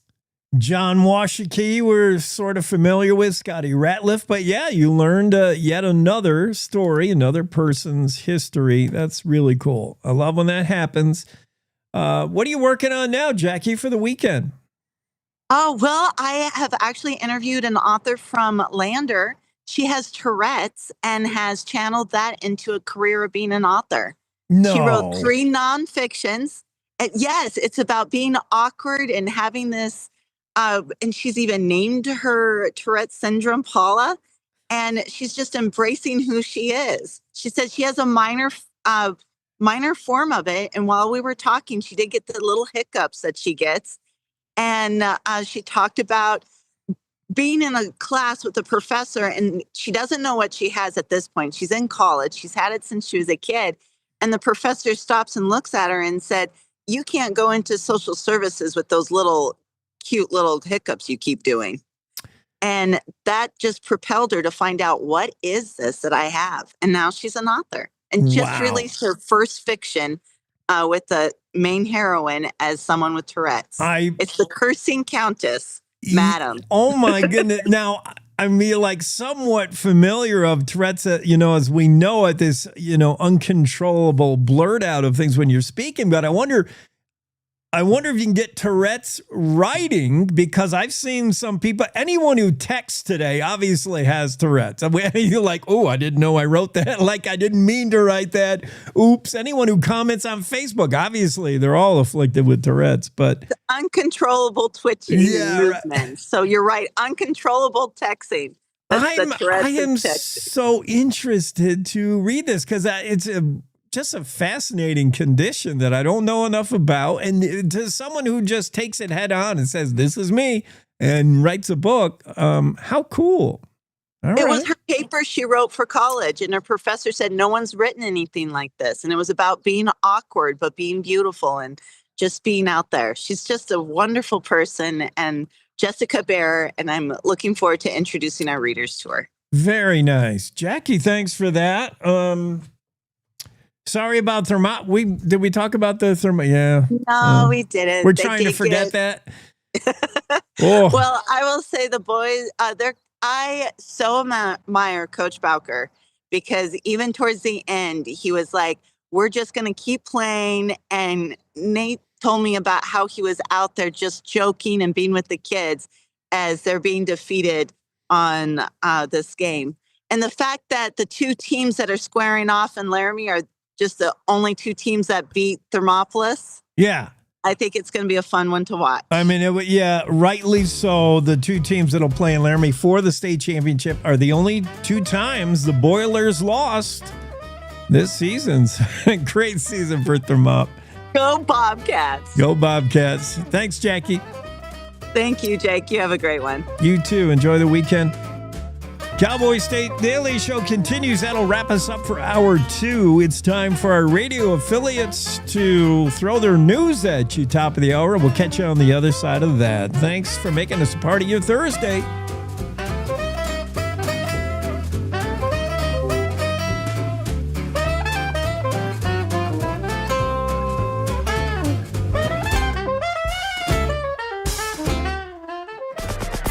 It's time to take a look at what's happening around Wyoming. From the Cowboy State Daily News Center, I'm Mac Watson. The court-appointed conservator of a Riverton boy sued the Church of Jesus Christ of Latter-day Saints on Tuesday over a youth group boat tubing incident in which the boy lost his foot. Cowboy State Daily's Claire McFarland reports the lawsuit is asking for damages, costs, interest, and other relief. There's 2 varieties of negligence claims, and they want general and special damages, interest, costs, and any other relief the court deems appropriate. The case was filed Tuesday. What you'll see next is the church will file probably an answer and or a motion to dismiss. Like if the church says the laws you invoked don't match the claims you placed, then it may file a motion to dismiss. Otherwise, we'll just see an answer, which usually comes out like, we deny wrongdoing altogether, let's go to trial. And then the two sides exchange the information that they are told to exchange, that they have to exchange to get a fair trial. And then they either both prepare for trial or they negotiate toward a settlement. The complaint also asserts claims that the boy's sister suffered trauma for watching the boating incident.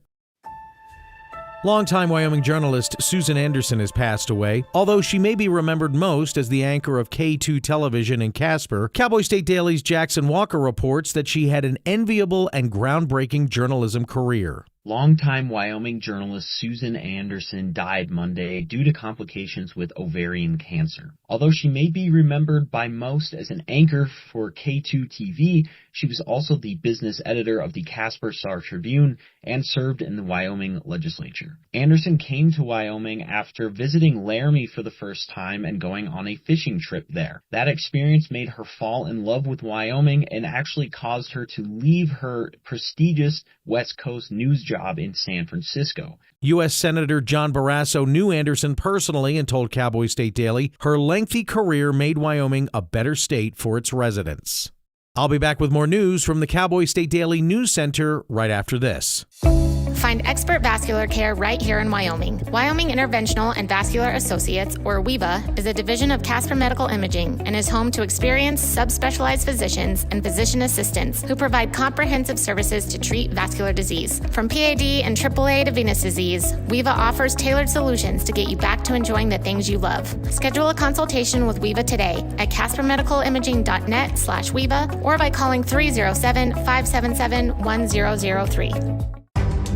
Cowboy State Daily News continues now. A new Senate amendment could allow members to receive big payouts over FBI spying tied to Jack Smith's January 6th probe. Cowboy State Daily's Sean Barry reports from D.C. that Wyoming Senator Cynthia Lummis, who was spied on, says she didn't write the measure and hasn't decided if she'll seek damages. Bill to end the shutdown puts in language creating a private right of action for the senators themselves to sue the U.S. government for $500,000 for each instance that their phones or other electronic communications were spied on. The language clearly upset some Republicans in the House because it took them by surprise that all of a sudden there's language in it that would pay senators $500,000 or more, depending on how many times their phone data or their email information was harvested. Early this month, the Senate Judiciary Committee released an FBI document showing the phone records of Lummis and 7 other Republican senators were scooped up in Smith's investigation, dubbed Arctic Frost. Momentum behind Wyoming's uranium industry continues to build. Cowboy State Daily's David Madison reports that the U.S. Interior Department gave it a tremendous boost on Friday by officially designating the resource as a critical mineral. Even when there's a little bit of good news, it's a big deal to the state's uranium industry, and we just had that this week. The USGS returned uranium to a list of critical minerals. It's really just a formal recognition of the administration's policy of let's mine a lot more uranium. The Interior Department, through the U.S. Geological Survey, published the final 2025 list of critical minerals, outlining 60 minerals vital to the U.S. economy and national security that face potential risks from disrupted supply chains. The list adds 10 new minerals, including boron, copper, lead, metallurgical coal, phosphate, potash, rhenium, silicon, silver, and uranium. And that's today's news. Get your free digital subscription to Wyoming's only statewide newspaper by hitting that daily newsletter button at cowboystatedaily.com. I'm Mac Watson for Cowboy State Daily. Derek! Go wash up and grab your sister. Okay, but first... Where's Grandma? Hey, Mama. Ma. I'm worried about Mom. Mom? She's fine.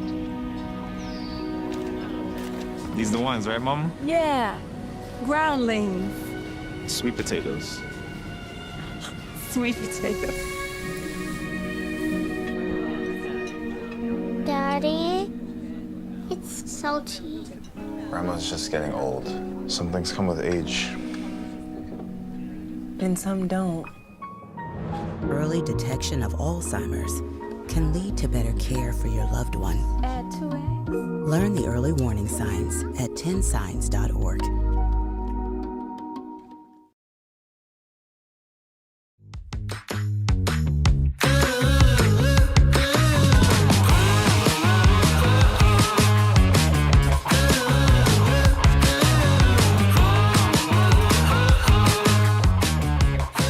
Hey, welcome back. Cowboy State Daily Show rolling along on a Thursday. And China says they're going to go rescue those astronauts stuck in outer space. Stranded astronauts aboard a Chinese space station are preparing to come home as their country is coming to the rescue. A mission to go rescue these stranded Chinese astronauts. They're on the Tiangong space station, and Chinese officials announced 2 days ago that they were preparing a mission that would go rescue them out of there. What could possibly go wrong from the country that just saw that bridge collapse? This brand new bridge China built, gigantic, brand new bridge. I got, maybe I have video of it. NBC has some video. Yeah, the bridge just like collapsed. Huge bridge. Whoops. Southwestern China. Cracks were spotted in the bridge just before it fell apart.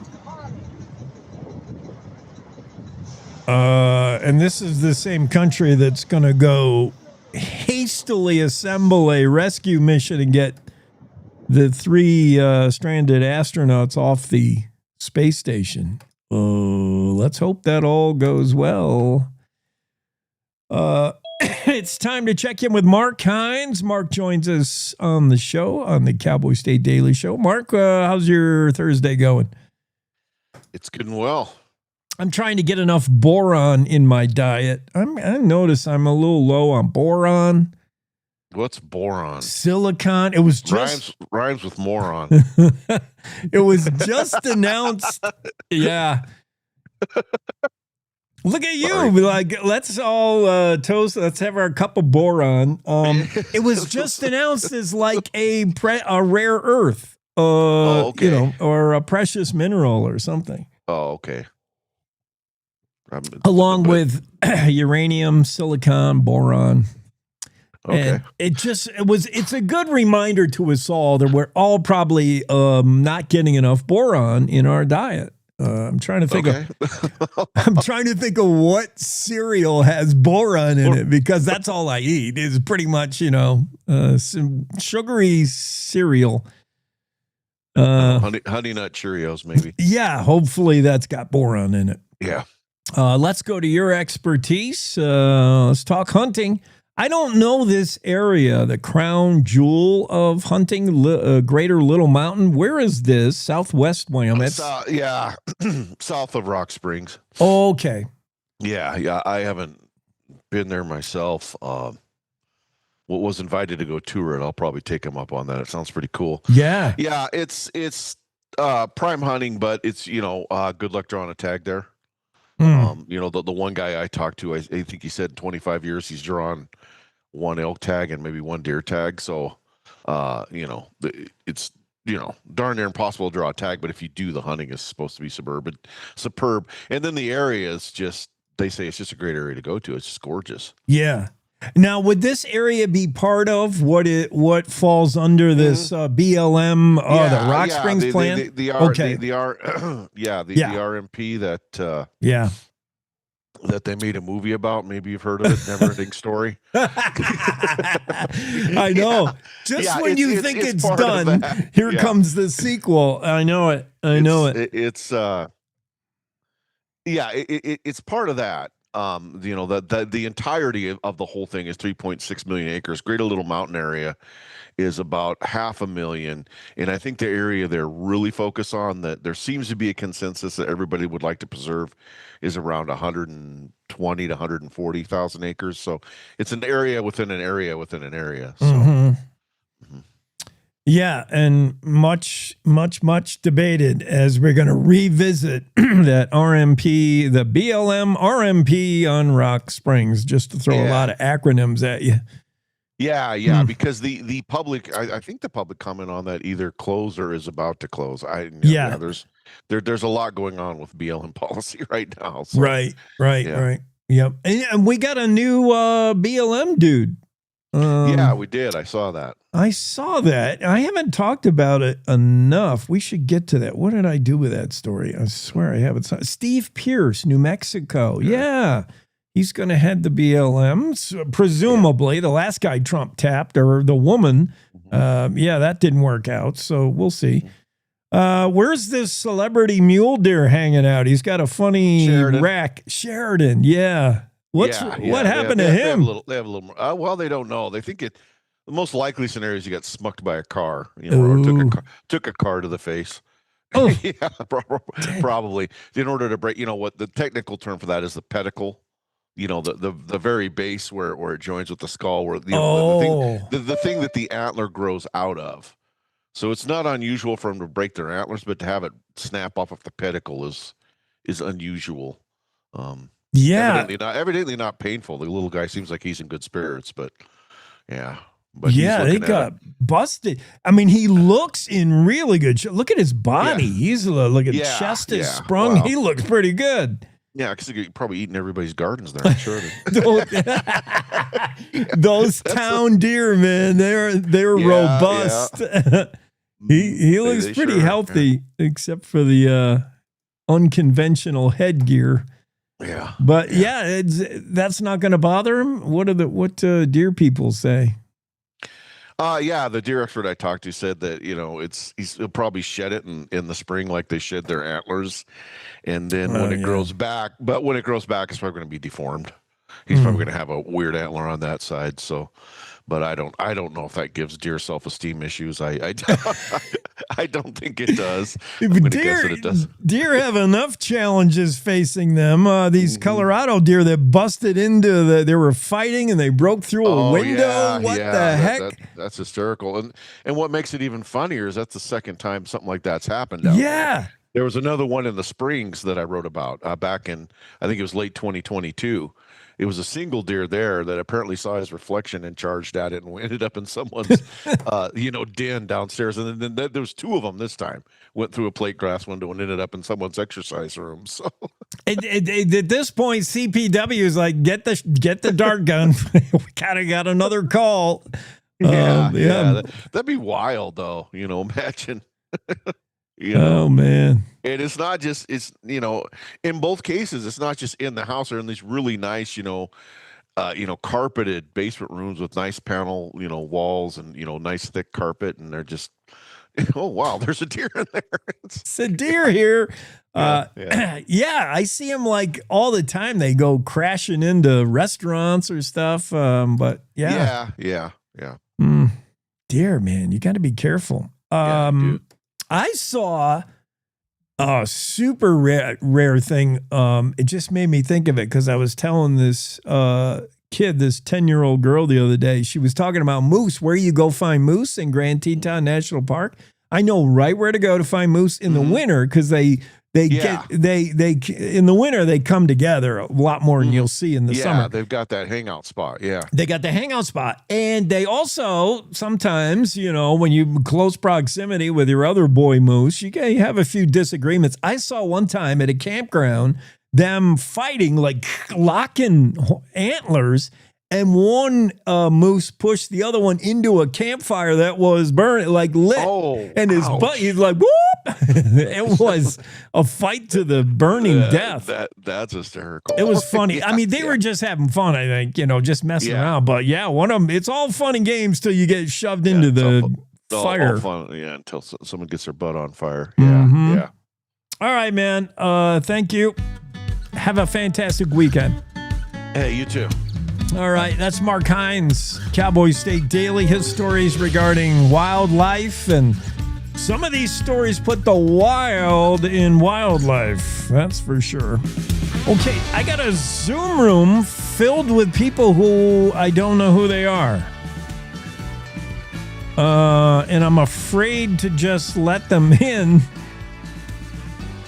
I don't like to randomly just answer the door any more than I like to answer the phone when I see a phone call from, I don't recognize this number. I don't recognize my Zoom room visitors, whoever you are. Normally, if it was just one, I would let them in. I'd say, okay, who are you? Let's chat. But there's two, so I don't know if they belong together. If I let them both in, if they're going to know each other or, I'm confused. So let me get unconfused. Let's take a break here and we'll be right back with more on the Cowboy State Daily Radio Network. We're all just trying to keep things running for those who rely on us.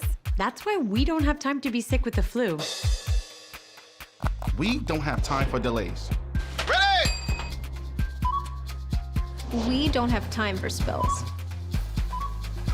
Next. We don't have time for setbacks. Let's be real. Getting the flu shot helps you fight the flu. Get a flu shot for yourself and those around you too.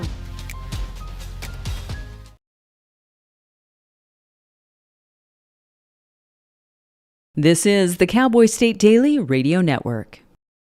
Mom, I got it. What are you doing in there? I got stuff. Are you a dog? I wouldn't do that.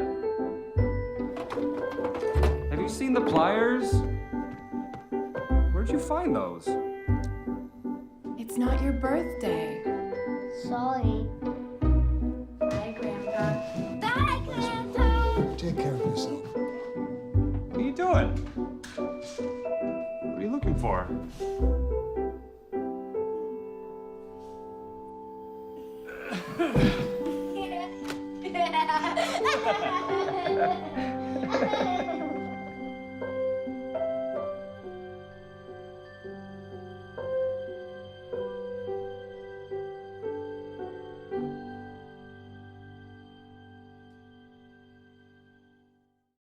I don't think many kids in my son's school even do it. He makes fun of his friend who vapes. He would never try it. She's into soccer. She's on the honor roll. She's just not the type. No way. No way. No way. No way, my kid would never vape. Get your head out of the cloud.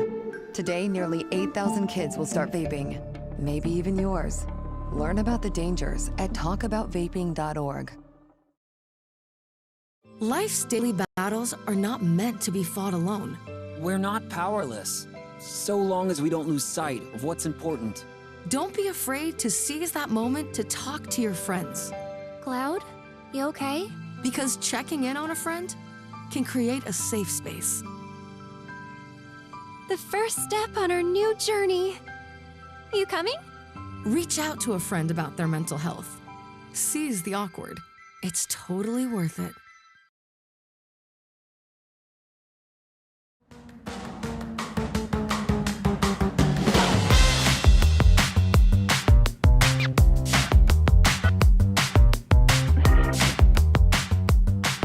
Cowboy State Daily Show back from break. I'm not sure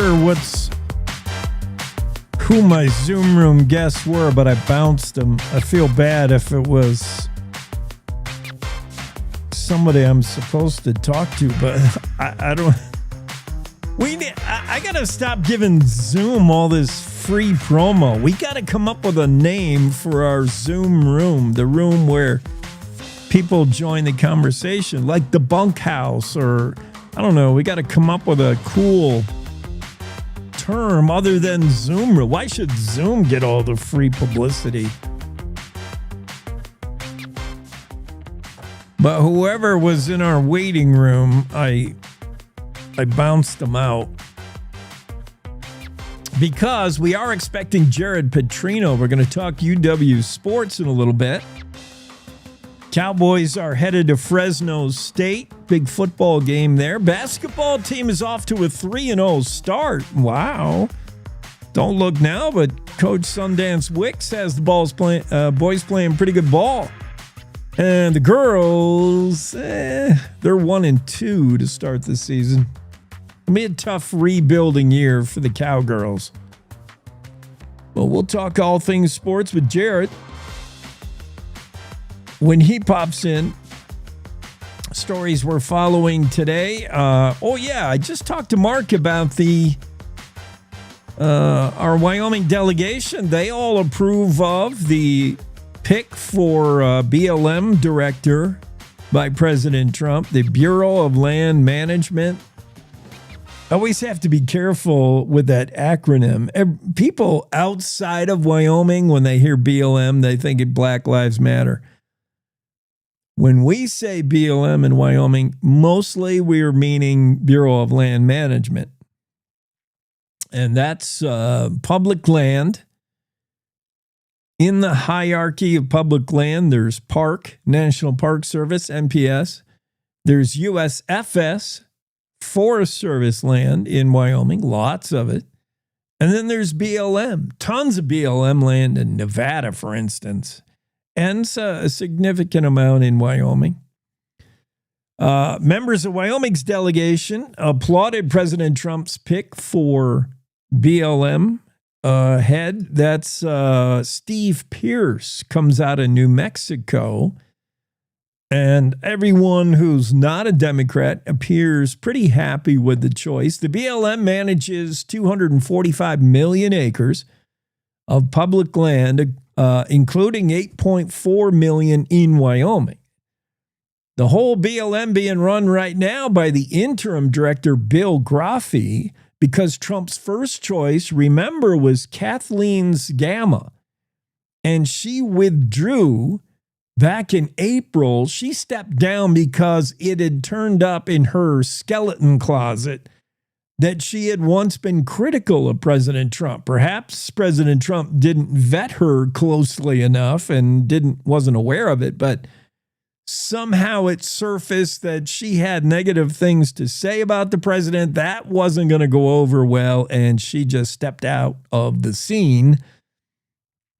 And that paved the way for Pierce, who, boy, we've gone a long way since President Trump come up with a number 2 pick. Perhaps this time he did scour the background, check out their Facebooks and their Instagram accounts, and make sure that Steve Pierce never said anything bad about President Trump. Maybe that's what took so long. But Senators Barrasso and Lummis both said Pierce will handle BLM's politically charged multiple use mandate in a fine fashion. They like the idea. BLM has got to look out for livestock raising, timber harvesting, energy development, coal, oil, gas, while also setting aside land for conservationists, recreationists. It's a tough gig. Not an easy job. You got to navigate a lot of landmines. But Steve Pierce, 78-year-old out of New Mexico, is expected to serve as the next director of the Bureau of Land Management. Cynthia Lummis said, "I'm pleased President Trump has nominated my friend and former House colleague Steve Pierce. Steve's leadership will be invaluable," said Senator Lummis, "in managing our public lands and wisely stewarding our resources." Barrasso, too, liked the choice. He said decisions made by the BLM have significant impact on Wyoming's economy and our way of life. Steve Pierce's strong Western ties make him a great choice to head the BLM. Steve and I have worked side by side to unleash American energy and create jobs across the West. So both Senators Barrasso and Lummis very much like the appointment of Steve Pierce as head of the BLM. He'll have to be, what's the word? I always forget the word. It's not ratified. It's not, he'll have to be, he's tapped. He's going to have to go through the vote, remember? And that's when the Republicans were dragging their feet about every cabinet choice for months and months and months. He'll have to be, approved. That's not the word. What is the word I'm looking for? Help. Who knows politics? He'll have a hearing. He'll have to be vote on the nomination is called what? I can't remember the word.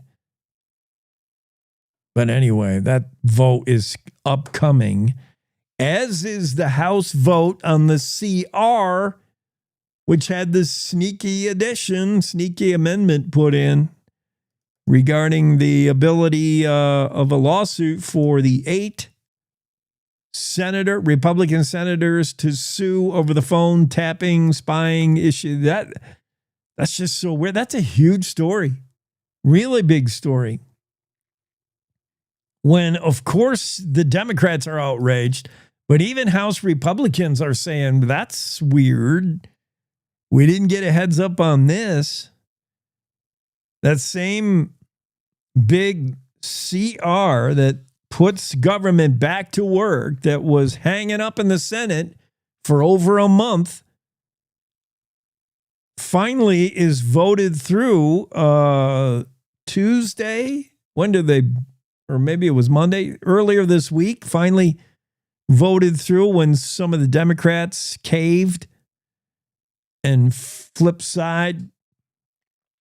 And then as a parting shot, as a last minute, 11th hour finagling, Senate Republicans stuffed in this CR, an unrelated, in my opinion, unrelated item, which would allow the 8 senators that had their phones tapped or their phone records harvested by the FBI unknowingly, it would allow them to sue and collect up to $500,000 for each incident. We're talking potentially millions. Senators suing their own government over the Capitol riots, the January 6th Capitol riot investigation. Just so, it just doesn't taste good. It doesn't feel right. If this was proposed on its own legs, standalone piece of legislation, it would likely fail. And House Republicans are asking today, how'd this even get in there? Where did this come from? From what sky did this fall out of? And even House Republicans. So a vote that should have been slam dunk because the House has already passed the CR. The House said, let's get back to work, government. And they did it weeks ago, a month ago. And the Senate hung up on it. The Senate finally passes it, not without adding an amendment that is going to cause the House now to hang up on this. You watch. Because there are plenty of Republicans who say, this is weird. Yeah. The government. Only the government can do stuff like this. What else did I want to get to before Jared comes out? I know what we'll do. We'll do this day in history. That's always non-controversial, right? That's easy. This day in history, these things happened. 1806, Pikes Peak, Colorado was first observed, probably observed eons before that, but the first time a white guy saw it, Lieutenant Zebulon Montgomery Pike. He's taken an expedition. He's trying to locate the source of the Mississippi. My goodness, he was off track, right?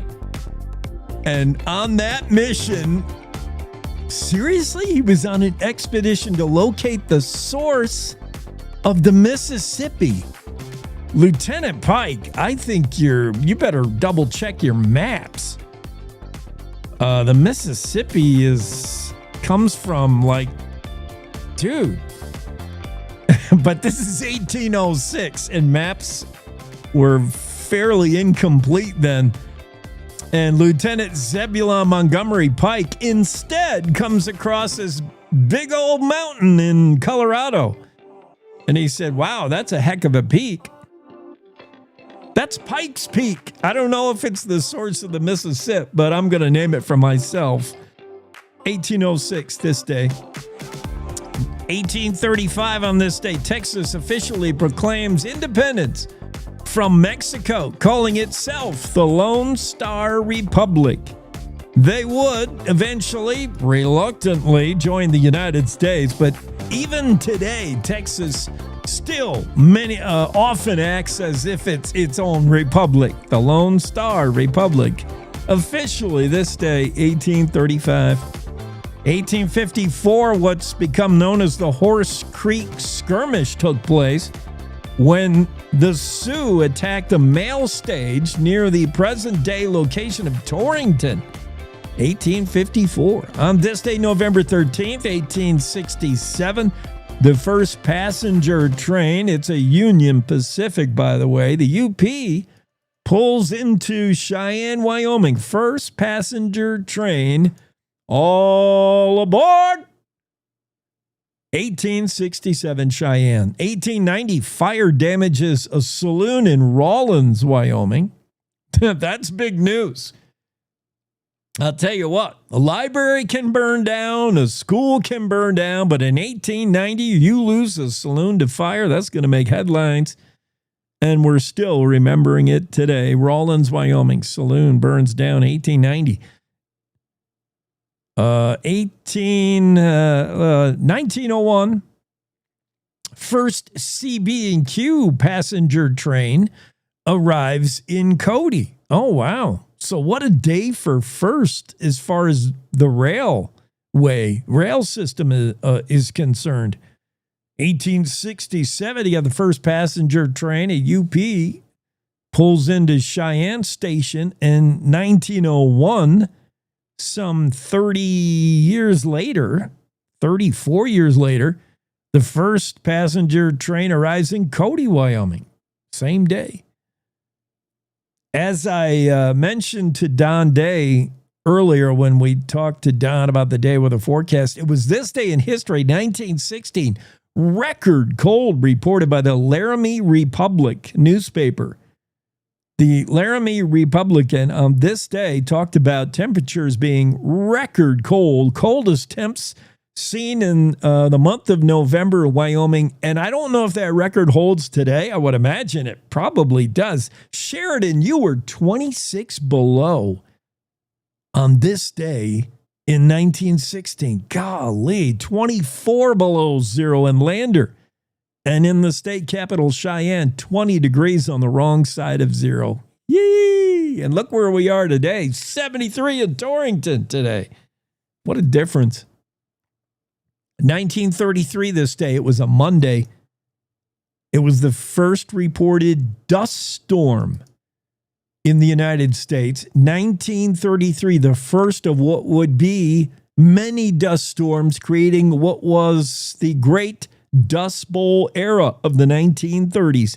This particular dust storm that was reported on and began today in 1933 spread from Montana to the Ohio Valley, all the way to Georgia, to Maine, resulted in black rain over New York, brown snow in Vermont, and parts of South Dakota, Minnesota, Iowa reported zero visibility. It all happened this day, the first dust storm of the Dust Bowl era, 1933. Minimum draft age lowered from 21 to 18 this day in 1942. And on this day in 1943, the state penitentiary received a contract to make 8,000 blankets for the U.S. Army. 1943, of course, World War II efforts. It's time to rodeo. Let's check in with the Western Ag Network and the Rodeo Roadshow. It's the Rodeo Roadshow on the Western Ag Network. Hi, everybody. I'm Will Rasmussen. Great to have you along. Another conversation with Cade Bruno of Challis, Idaho, going to his fourth consecutive National Finals rodeo, number 5 in the world in the saddle bronc riding. Today, we talk about his preparation for Vegas. He and Wacy Shala and Rocker Steiner at the Steiner Ranch. Yeah, that conversation coming up next on The Roadshow. Ranchers, it's truly one of the best Angus female sales of the entire year. Monday, November 17th, it's the Montana Angus Female Bonanza Sale at the public auction yards in Billings, Montana. 3,500 bred Angus females sell. Now, these are the real Montana kind and will have as much quality and program as any set of females you'll find anywhere in America. Sale time is 11 a.m. Sale catalog, videos, and the sale itself can be viewed at northernlivestockvideo.com. Western Ranch Supply is having a Black Friday sales event starting Monday, November 24th through Saturday, November 29th, with a chance to win a $500 Western Ranch Supply gift card on Friday, November 28th, only for the first shoppers. We're featuring boot trays as low as $3.99, John Deere tricycle under $60, plus many more in-store deals. Come check out Western Ranch Supply's Black Friday sales event located at 7305 Entryway Drive in Billings. Yeah, you said you're going to the gym. You're going to Rocker Steiner's place there in northern Texas and getting on some horses there, right? Just for a tune-up. Yep. No, I've started going to the gym, and I've got a little workout schedule, and go to the gym every day but Sunday, and take one day off a week, and like I said, trying to get in a little better shape, but give myself the best chance out there. There's so much money, and that's kind of a brutal 10 days. So, this year I'm going to, like I said, try and get in a little better shape and be a little healthier, and hopefully when I get out there, draw good. And the Steiners have been awesome. They got a good set of practice horses here. They've actually got a contractor or two, Pete Carr and Will O'Connell, send them some horses down here. And so we've been bucking, trying to buck twice a week, and we're going to buck twice a week right up until the day we leave. So hopefully everybody's sharp. Wacy Shala's here too. So between me and Wacy and Rocker, we're hoping we get out to Vegas and put on a show. The Challis, Idaho talent. That is Cade Bruno. On his way to his fourth National Finals rodeo, and there is indeed opportunity for him to walk away with a gold buckle saying World Champion on the Rodeo Roadshow. Good to have you along. I'm Will Rasmussen on the Western Ag Network. Cowboy State Daily Morning Show with Jake. Now, back to the show. Yeah, back to the show and back out of the show. I'm going to take a quick break because I want to get Jared Petrino in here. We're going to talk UW sports and maybe a little Sydney Sweeney. Her new movie's not doing so well, but she does have another one to follow that up. We'll talk all things Sydney Sweeney just because. This is the Cowboy State Daily Morning Show with Jake. Right after this, yeah, I I didn't mean to hit that button. Let's take a quick break on the show. I'm coming right back at you on the Cowboy State Daily Show on a Thursday. Thanks for being there with us.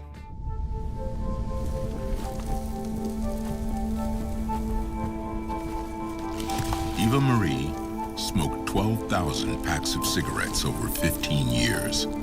She quit, and now there's a new lung cancer screening that could save her life. You stopped smoking. Now start screening. No matter how much you smoked, early detection could save you. Talk to your doctor or learn more at savedbythescan.org. You're listening to the Cowboy State Daily Radio Network.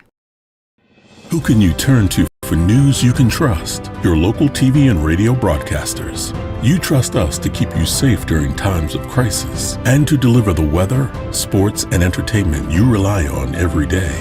We bring you the facts you need to make decisions that matter. And as misinformation floods social media, you can trust your local stations to deliver the truth. Text TV to 52886 and tell Congress you rely on your local stations for trusted news. You handle the healthcare, we'll handle the marketing. In need of a spark for marketing your medical practice?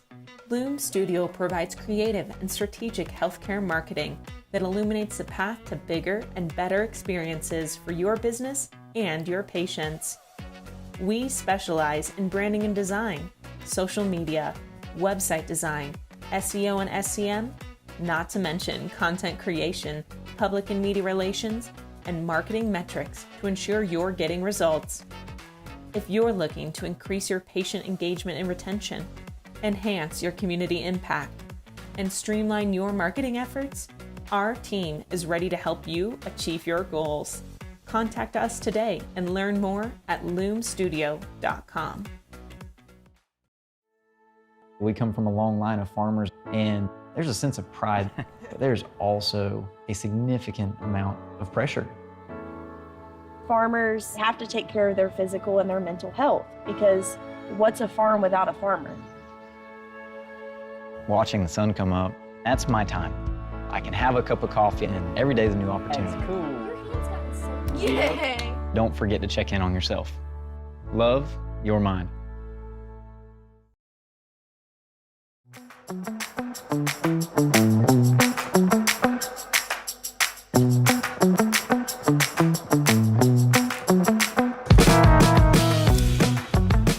I might change the game plan. What was I was going to talk about Sydney Sweeney, but instead, I want to go to United Airlines, where they have the cleverest lawyers ever.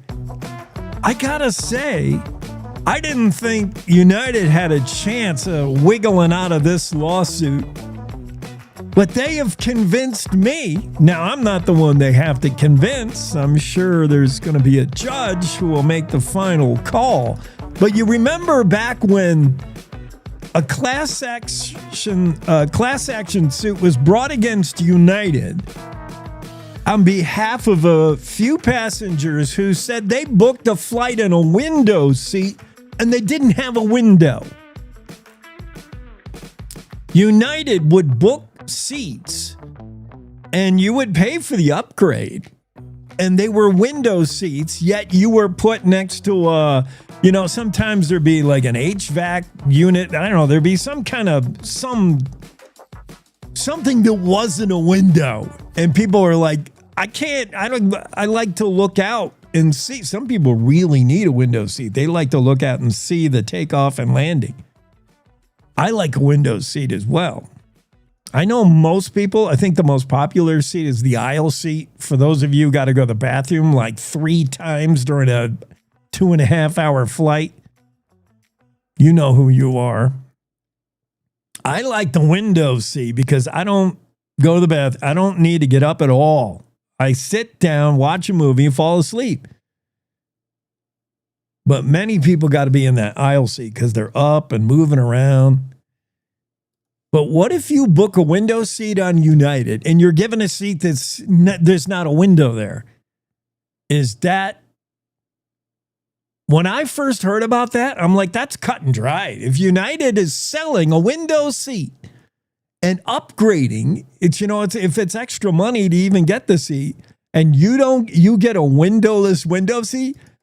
And this was not only United, also Delta, both accused of unfairly selling windowless window seats. And I thought, the airlines are screwed here. And I'm all for the passengers. I'm all for the man. United and Delta were sued by passengers, two separate but similar lawsuits for charging extra for window seats and then not getting a window. For United, their lawyers actually have convinced me that the airline is right in this one. It's genius. United says when they sell a window seat, that doesn't mean you're sitting next to a window. Huh? Only lawyers could lawyer that, right? Only lawyers could reason that out. The lawyers argued that the airline cannot reasonably be interpreted.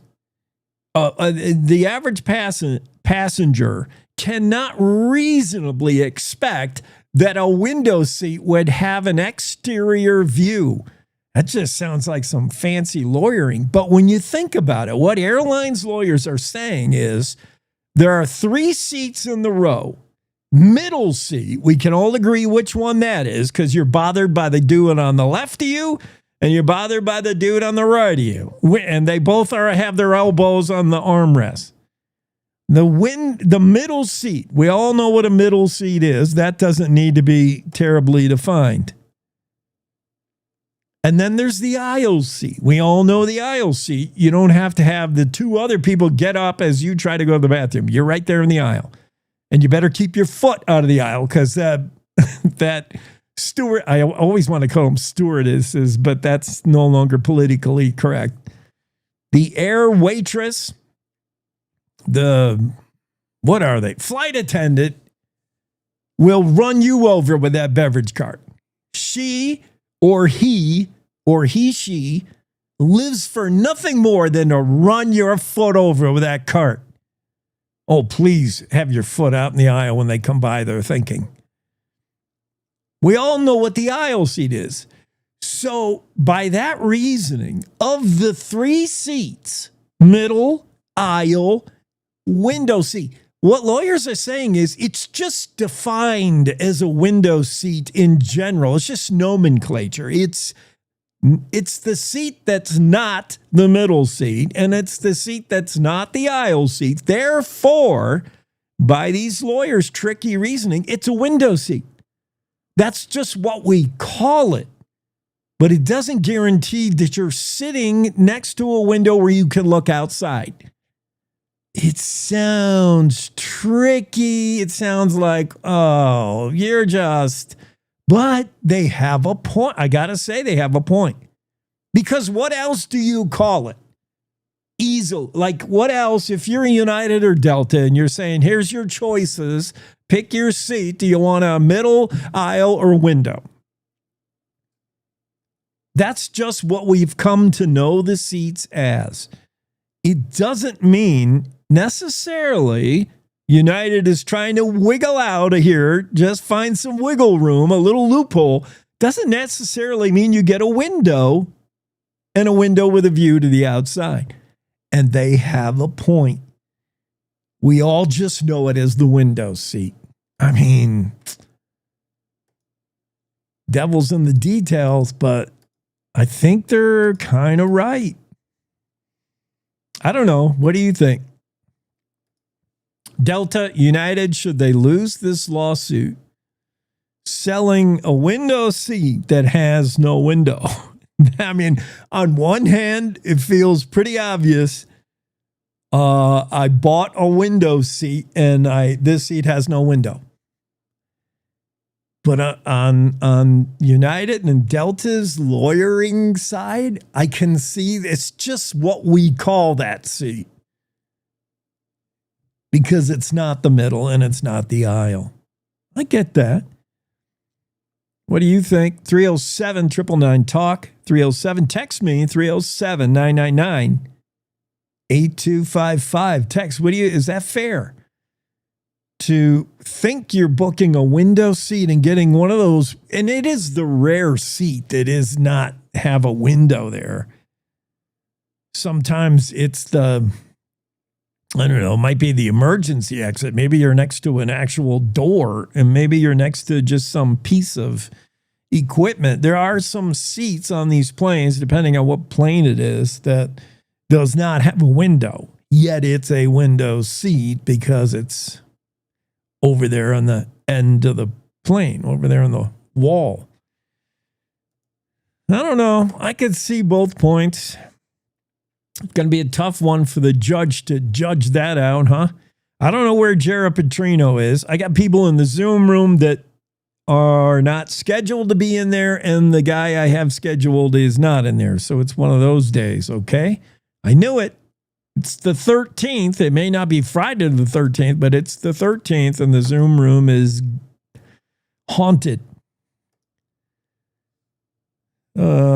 Yeah. Jared Petrino was supposed to be here yesterday, but he had flight problems, which a lot of the nation experienced because air traffic controllers decided after a few weeks they were sick of working for no pay, so they stopped showing up. President Trump yelled at him yesterday. He said, "You guys get back to work. The government is back. Supposedly, we still have to have a House vote, right? And I don't wonder if we don't get this thing hung up in the House now." But anyway, supposedly the shutdown's over. Food stamp money is coming. SNAP money is going to be coming soon.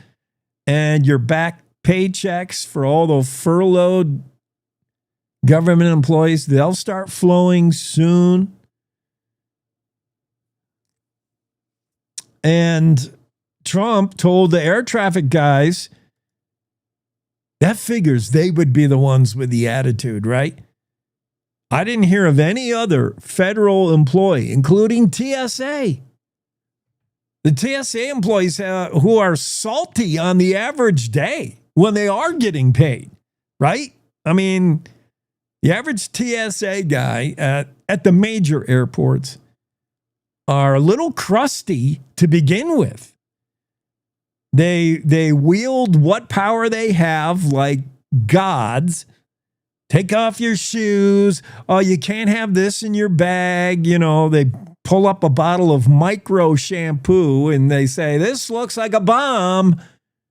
And they make you throw everything out. Oh, they lorded over you, the TSA. Even they were showing up to work. It was those air traffic controllers who I think we've learned that there's not enough of them in the U.S. There's a shortage of them. Even when they're running full out, 100%, we don't have enough of them. If you ever want to be an air traffic controller, I know it's supposedly a stressful job, but the nation needs more of them. And during the shutdown, after a while, where everybody else working for the government said, "Okay, we'll keep going to work because sooner or later they'll figure this out and we'll get all this back pay. It'll be like Christmas when all those checks finally come in."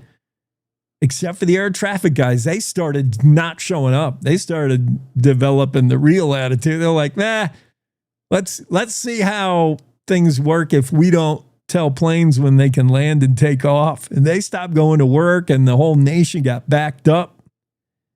And that's why Jared Petrino wasn't with us yesterday. All that to say, Jared, where are you? Maybe his flight's all messed up again today. I don't know. But we can talk about the Cowboys without him. I'll just play the role of me and Jared. I'll just do double duty. Let's start with football. Fresno State coming off a win over Boise. That was a surprising win. I can't believe Fresno State won that game. Fresno State's, they're okay. They're hard to figure out. I mean, they got embarrassed by Colorado.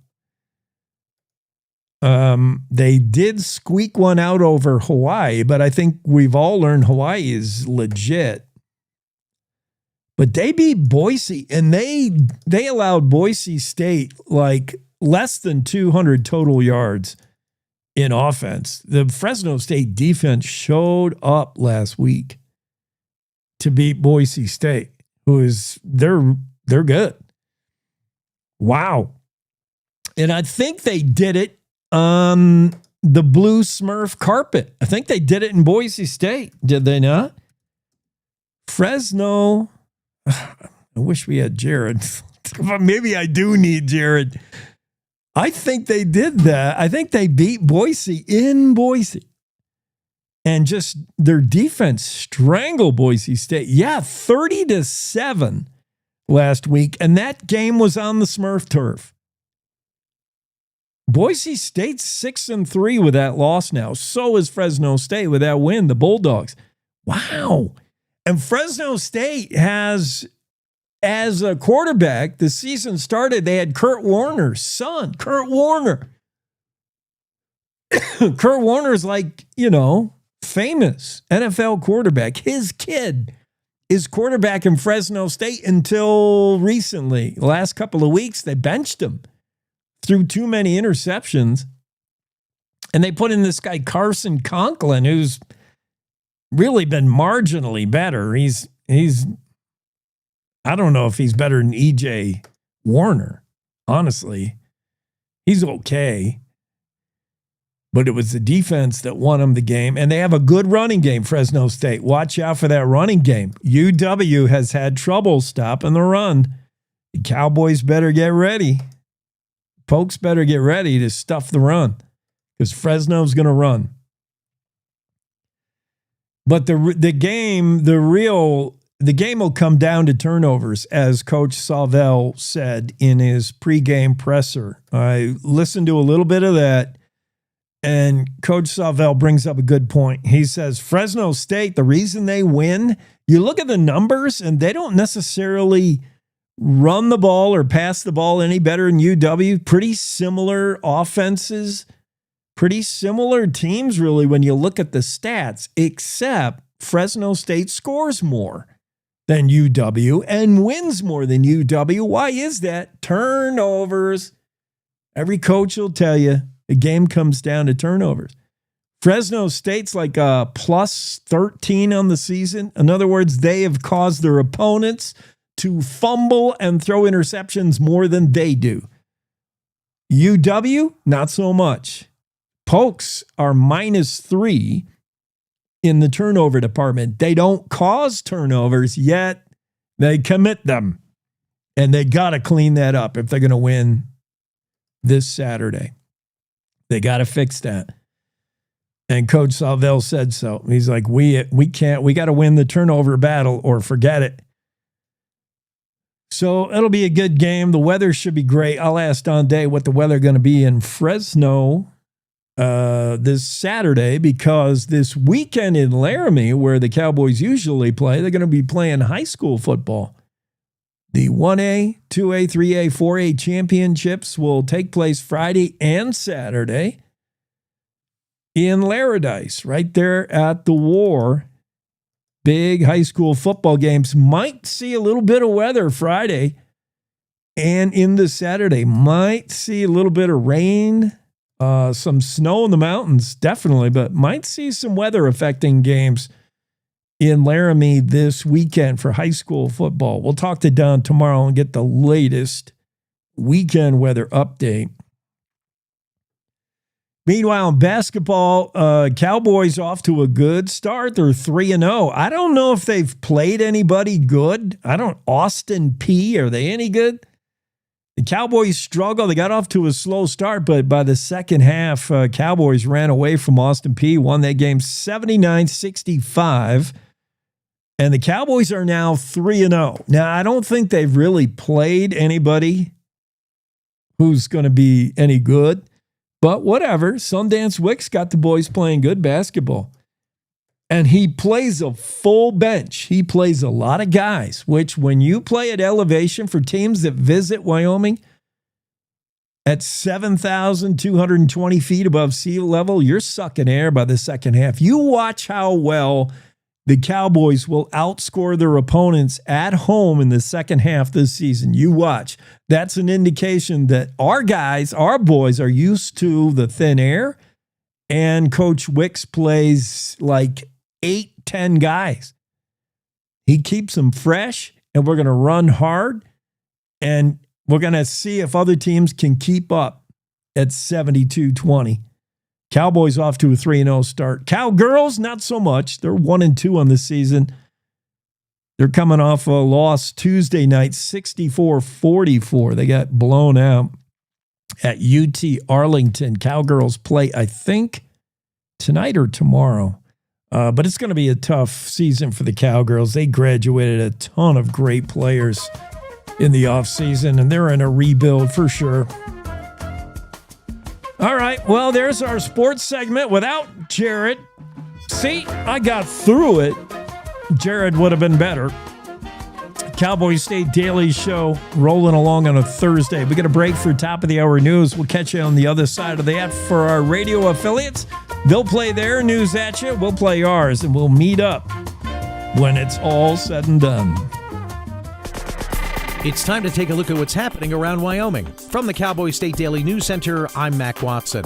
Speaking at the governor's annual business conference on Wednesday, Utah Governor Spencer Cox said Utah and Wyoming should embrace the need for data centers. Cowboy State Daily's Renee Jean reports on why Governor Cox is so enthusiastic about this opportunity for Western states. The idea here is superabundance. We can innovate our way to the power that we need without killing the planet, without spiking the energy costs. We can do both. We just have to put our minds to it. Where there's a will, there's a way, kind of thing. The states that engage in that, then instead of throwing up barriers, engage with that and embrace the challenge, will also get the opportunities. And it's going to be a huge difference maker. It's going to be a game changer. And maybe at last will help the West to start diversification instead of always being reliant on all these commodities that get shipped elsewhere, no value added in the state. Governor Cox added, quote, "What's happening in energy is unlike anything that's happened in my lifetime," unquote. Wyoming's U.S. senators are stumping for the BLM's Biden-era public lands rule to be rescinded. Cowboy State Daily's Mark Hines reports that some Wyoming energy industry insiders say it's the right thing to do. The current President Trump's Secretary of the Interior, who oversees BLM, has, indicated that he might want to try to rescind that rule. And our senators, both of our senators as well as some from other Western states, recently shot off a letter saying, that they're very strongly in support of rescinding the rule. In September, Interior Secretary Doug Burgum announced his intent to repeal the public lands rule. I'll be back with more news from the Cowboy State Daily News Center right after this. Find expert vascular care right here in Wyoming. Wyoming Interventional and Vascular Associates, or WIVA, is a division of Casper Medical Imaging and is home to experienced subspecialized physicians and physician assistants who provide comprehensive services to treat vascular disease. From PAD and AAA to venous disease, WIVA offers tailored solutions to get you back to enjoying the things you love. Schedule a consultation with WIVA today at caspermedicalimaging.net/WIVA or by calling 307-577-1003.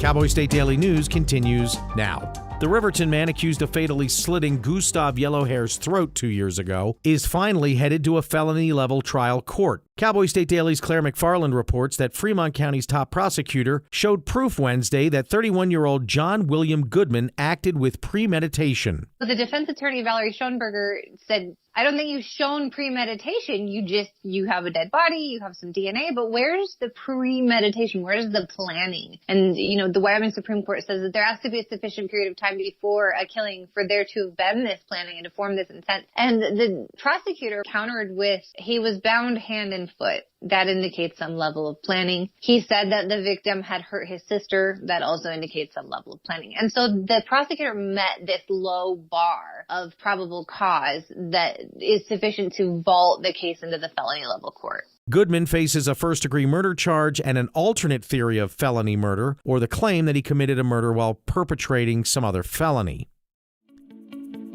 A night of intensely colorful auroras put on a show over Wyoming and much of the Northern Hemisphere Tuesday night. Cowboy State Daily's Andrew Rossi reports that the light shows were so powerful, even photographers with decades of experience capturing the auroras say they were the best ever seen in Wyoming.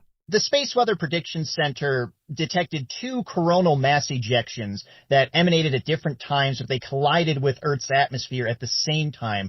And the cool thing about that is when you get 2 coronal mass ejections at the same time, they amplify each other. So that led to a dazzling display of reds and greens and a whole spectrum of colors across Wyoming and in 45 states and as far south as Mexico. So it wasn't the most powerful or intense geomagnetic storm that we've had. What stood out most to these photographers watching the celestial show were the colors and coverage of Tuesday night's aurora. Green auroras are the most common, but Tuesday night skies were dominated by reds. Longtime journalist Susan Anderson has passed away. Cowboy State Daily's Jackson Walker reports she had an enviable and groundbreaking journalism career, not just as the anchor at K2 in Casper. She was also the business editor of the Casper Star-Tribune and served in the Wyoming legislature. U.S. Senator John Barrasso knew Anderson personally and tells Cowboy State Daily her lengthy career made Wyoming a better state. And that's today's news. Get your free digital subscription to Wyoming's only statewide newspaper by hitting that daily newsletter button at cowboystatedaily.com. I'm Mac Watson for Cowboy State Daily.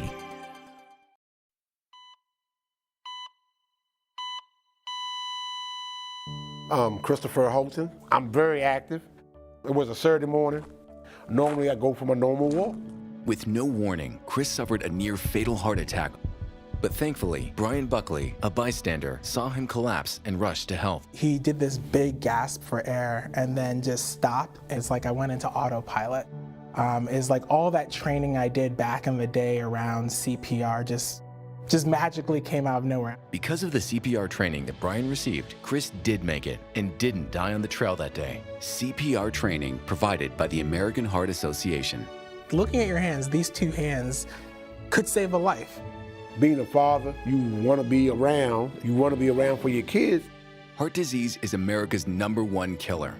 To learn more about how the American Heart Association helps save lives, go to helpheart.org.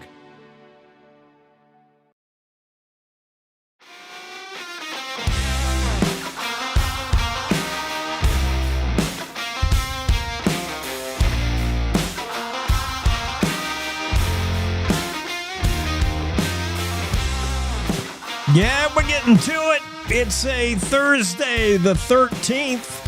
For those of you a little bit stitious, take warning. Thursday, the 13th. For those of you superstitious, you need a Friday to really start to worry, right? When's the next Friday, the 13th? Let's check that. Just so you know. I'm going to check that for you. I want you to be prepared. I don't see one in December. Close, but no cigar. I don't see one in January. February is the next Friday the 13th. Okay, get ready. You've been warned. February. Is this February a leap year? I don't read. There's like never leap years. This one's not a February 29th kind of a year.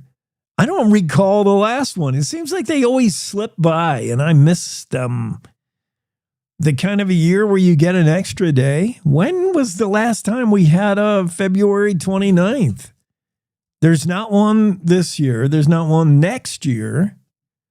We must have just had one and I totally missed it. Anyway, I get sidetracked. I'm waiting for Renee Jean to get into the corral. That's what we're probably going to call it. Good notion by Joey. Joey gives us the heads up. The Zoom room ought to be called the corral. All right, I'll go with that. Right now, the corral is empty. It should have in it Renee Jean, but it doth not. Also, Joey says Senate confirmation. That's the term I was looking for. Duh. You're right, Joey. Confirmation. We need confirmation of Steve Pierce in order to officially say the job is yours, Steve, as far as the BLM. Yes, Senate confirmation. I always get hung up on that word. Thanks, Joey. You're now hired as our new show producer. The job comes with very little pay and brutal hours. We're going to need you to be up and at 'em tomorrow at 4 a.m. Mountain Time. I guess we can talk about Sydney Sweeney since Renee's not here. Sydney Sweeney's latest movie is a flop, and she's trying to defend it. Now, I'm the biggest Sydney Sweeney fan ever. I mean, what red-blooded American male is not? Oh my goodness, those gazoombas. But she made a movie where she purposely gained 30 pounds and played a lesbian boxer. Who in their right mind advises Sydney Sweeney to do? Does she not have an agent? Like, what Hollywood exec signs off on this? No, before you have anyone assigned to the role, before any casting is done, who in Hollywood thinks this is a winning movie? I mean, we already had the one movie about a female boxer, right? What's her name was in it? And that did surprisingly well. We got to say, that was a surprise. What movie was that? With, I'm going to need Joey again. Joey, what's the movie about the female boxer played by female boxer movie? Not this new one, $1 Million Baby. All right.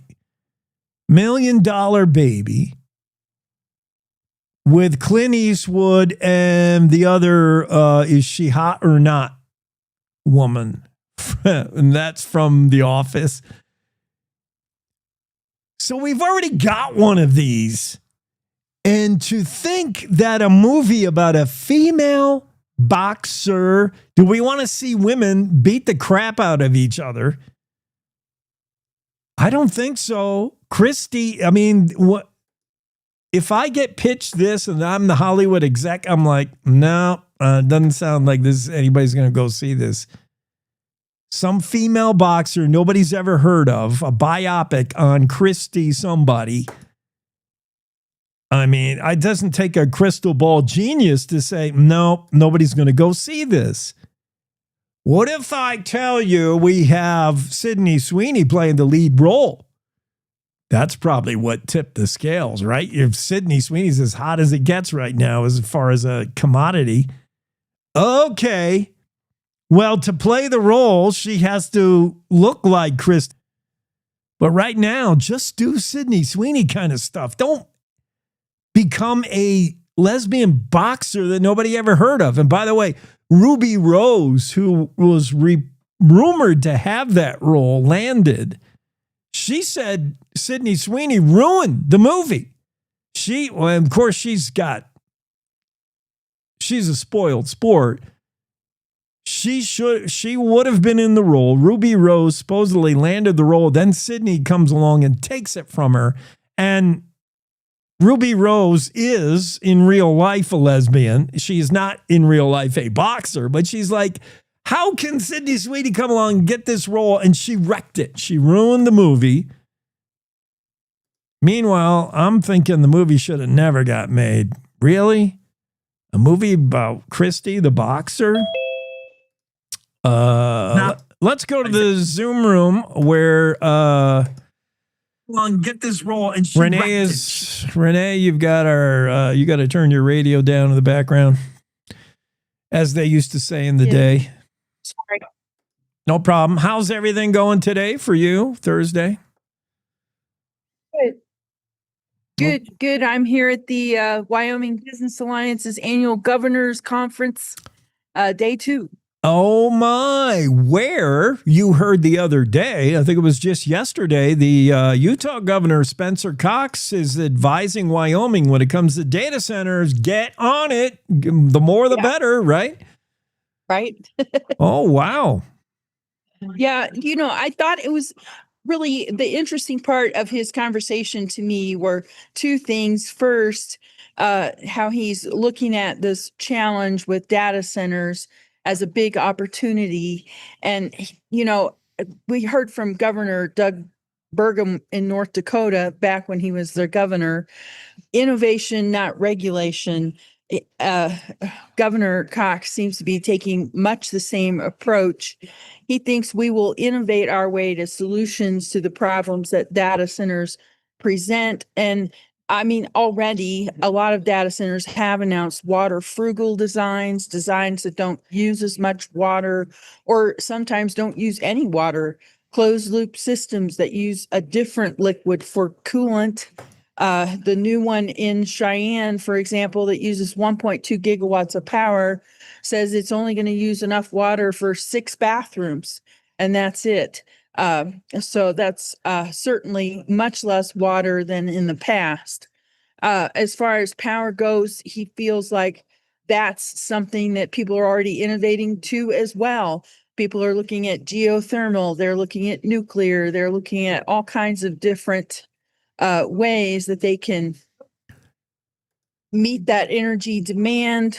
It's a huge opportunity for the states that do decide to go full in on artificial data centers, artificial intelligence, and data centers.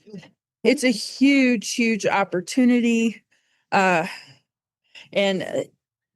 clearly, Spencer Cox, who is the chair of the Western Governors Association, he's made that his key issue, the idea of superabundance, that human ingenuity will get us wherever we need to go.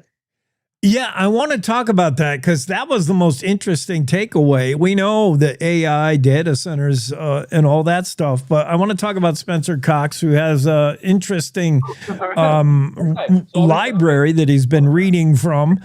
But first, regarding the downside, that if there's one argument against data centers and going too fast in that area is how power hungry they are. It feels like the maths when you're talking about energy requiring data centers, because Wyoming's got, hey, we do energy. You want nuclear, you want uranium, you want coal burning electricity. Yeah, we can do that. We do more electricity than our people could ever use. So yeah, it's perfect. Come to Wyoming.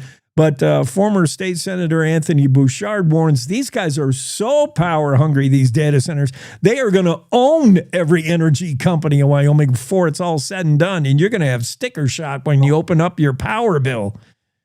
Yeah, it's mind-boggling. It really is. When you think about how much power these data centers need, 1.2, 1.3, 1.4 gigawatts. One of the data centers I wrote about can even scale to 12 gigawatts. Ooh. Talking more than the state of Utah uses. They use 4 gigawatts for the entire state.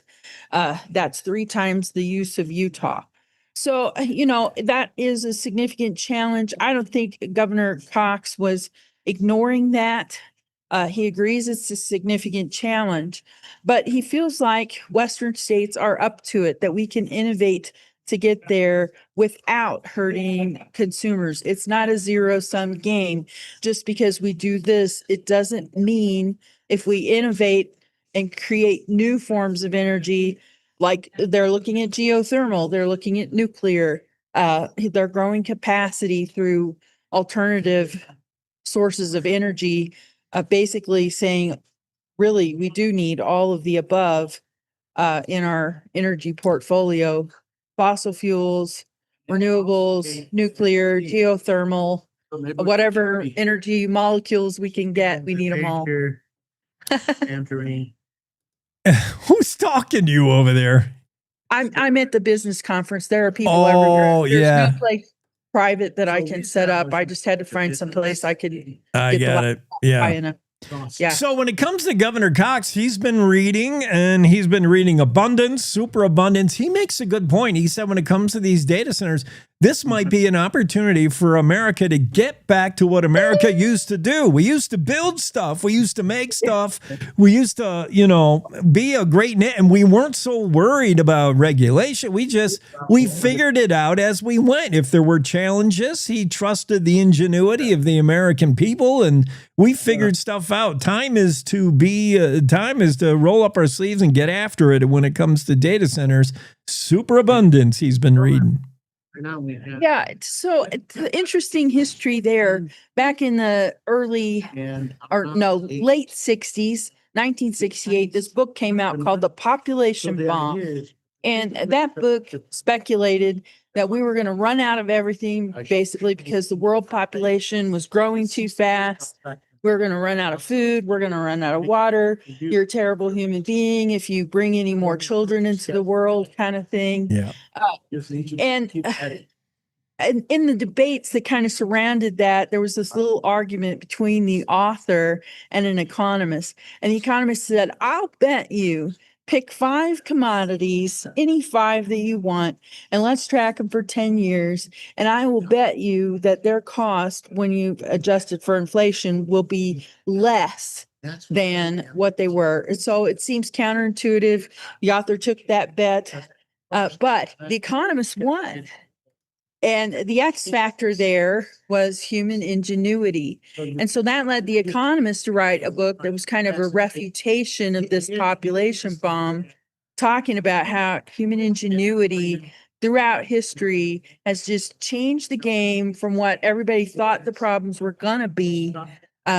People, where there's a will, there's always a way, and people found it. And he looked at 100 commodities, how much do they cost now? How much did they cost 10 years ago?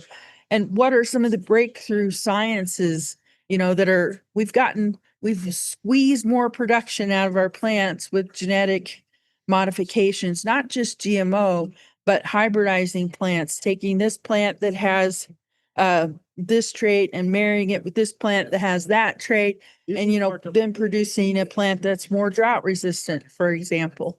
And then, therefore, more productive.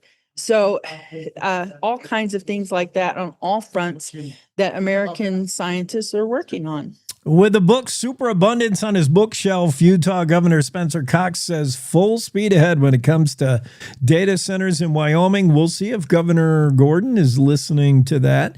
Meanwhile, let's switch gears. Let's go to rodeo. Wyoming should be the home of rodeo, should it not? After all, we're the Cowboy State Pro Rodeo Hall of Fame, and the PRCA looking perhaps to relocate from Colorado to Wyoming. Yeah, this is a really big deal.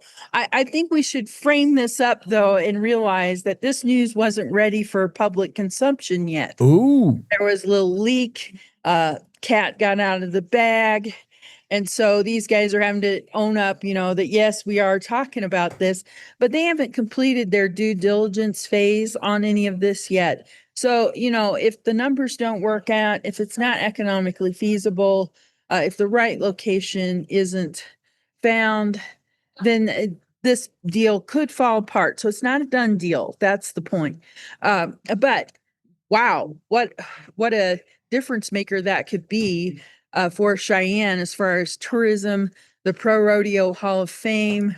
I thought it was interesting to see how many names either are from Wyoming, have deep connections to Wyoming, or at the very least, they traveled through Cheyenne frontier days at the daddy of them all and got their belt buckled. Yeah.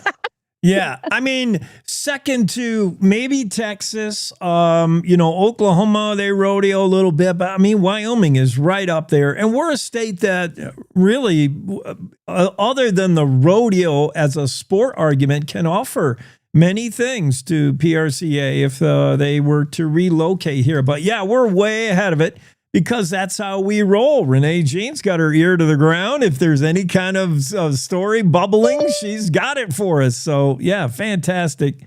Thanks, Renee. We got to bust out of here and get Ask Gabby going. Enjoy the conference and let us know what else happens over there. I'm sure more news coming out of there. All right. See you later. All right.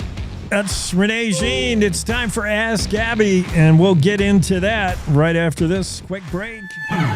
Welcome to The Jake Show on Cowboy State Daily, Wyoming's daily dose of raw, unfiltered, and occasionally uncomfortable truth. I don't do talking points. I do reality. No spin, no fluff, just Jake. Local issues, national nonsense, and zero BS. It's truth, sarcasm, and grit, shaken, not stirred. I just call it like I see it, and I see a lot of Let's just say I see a lot. From the capital to the county fair, if it matters to Wyoming, Jake's got something to say, and he's not asking permission. The West was built by people who weren't afraid to speak up.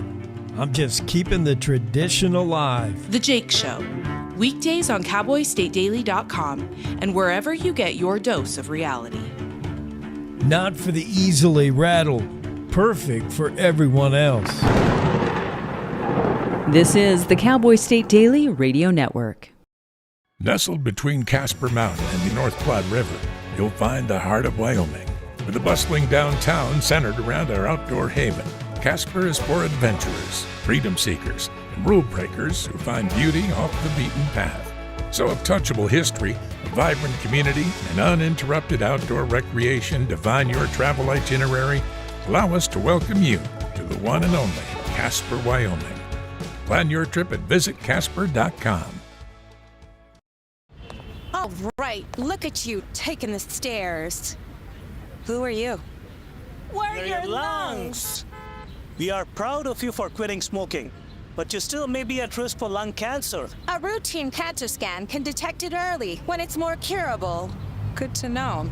Well, I gotta go somewhere. So do we. Listen to your lungs. Get a routine screening that could save your life. Talk to your doctor and learn more at savedbythescan.org. I think I finally found. Hey, how you doing? Hey, Mason. Hey, Mason. Got a new house. It's looking pretty cool so far. A place that I call home. I'm teaching Louise how to cook some lasagna. It only takes a spark to make a fire start.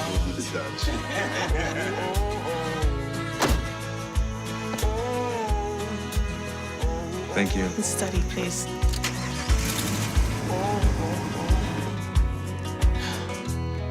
I think I finally found a place to make my own. A place that I call home. This place that I call home.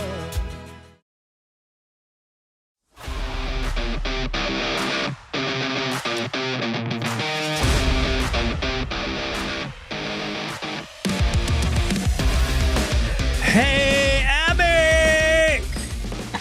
I'm going to do the Hey Abbott. I was watching Abbott and Costello the other day. You have no idea who that is, do you? No, I kind of do, yeah. This show started with the one dude saying, Hey Abbott. So I'm going to do Hey Abbott. You should have your own song, by the way. I don't know if this is it. It seems pretty intense. I like it, though. Okay. It's uppity, you know. It's high energy like you are. Maybe I can have Kaylin Beasley write me my own song. Oh, my. That's a good idea, huh? He would do that for you. He would. Yeah. See if Kaylin will write you an Ask Abby, because this is the intro. Yeah. This is the most popular segment of the whole show. Everybody waits all week for Thursday, this time slot. It's Ask Abby. Oh, man. You make me feel so special. People love you, Abby. You know, it's I think it's your youthful energy, because I'm old. Is it? A lot of my guests are old. And you bring a freshness. Oh, thanks. Even though you don't know the latest pop culture stuff, which I'm always surprised. Well, I got to keep you on your toes. It wouldn't be fun if I didn't, right? Have you seen Sydney Sweeney's new boxing movie? No, but I do know what you're talking about, actually. Okay, thank goodness. Yeah, Christy. Yeah, I if I was her agent, I would have told her, don't even. I mean, really, a movie about a female boxer? Oh, that show with Hilary Swank and Clint Eastwood, that's like one of my favorite movies. She's a boxer. Yes, and I did mention that. I said, as much as the idea sounds like no way would this ever work, it did work once.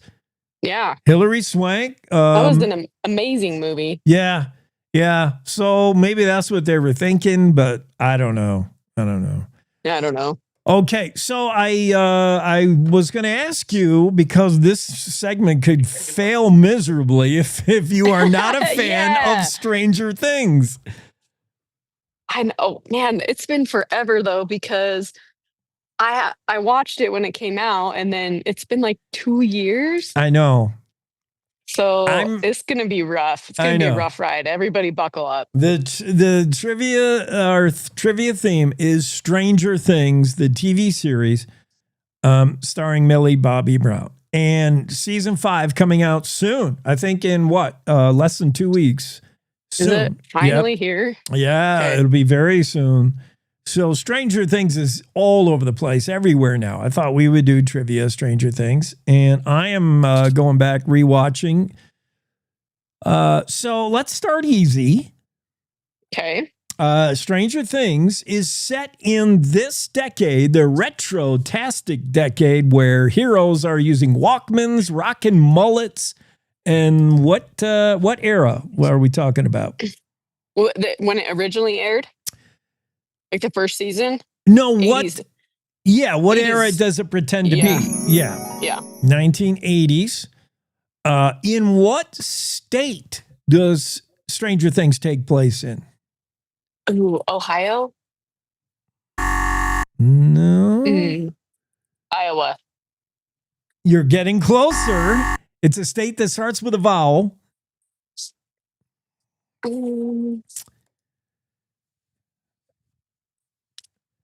I said Ohio, Iowa. They're basketball crazy in this state. Does that help? Or That not? helps me zero. That helps me zero. You're not a sports ball person, as Claire would say. Yeah. Hoosiers. I don't know. Indiana. Oh, Indiana. What town? What is the mythical town it takes place in? It takes place in. What's it start with? I know this. H. Oh, I don't know it. And Sheriff Hopper is the sheriff of. He's got it right on his badge, a patch. He's the sheriff of, or the police chief of. Hoskins. Hawkins. Hawkins. Okay. Nice. Yes. Okay. Yep. We're going with it. Okay. Who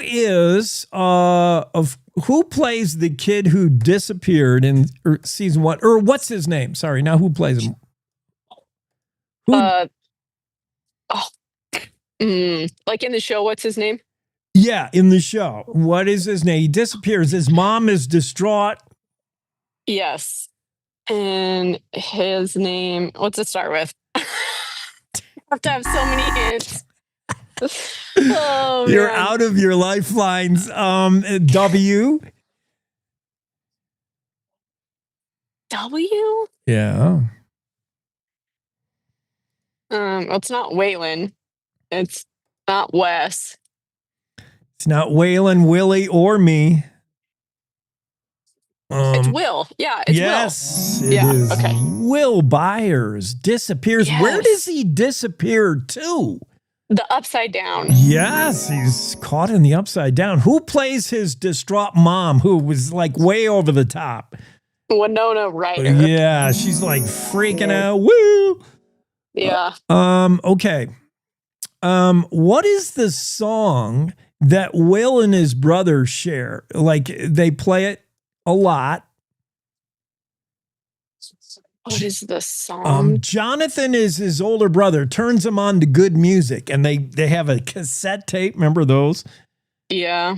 And they play this song by What's the song? Well, what's the song is what I'm about to give you the artist as a hint if you need it. Okay. Yeah. What's the artist? Who's the artist? The artist is the Clash.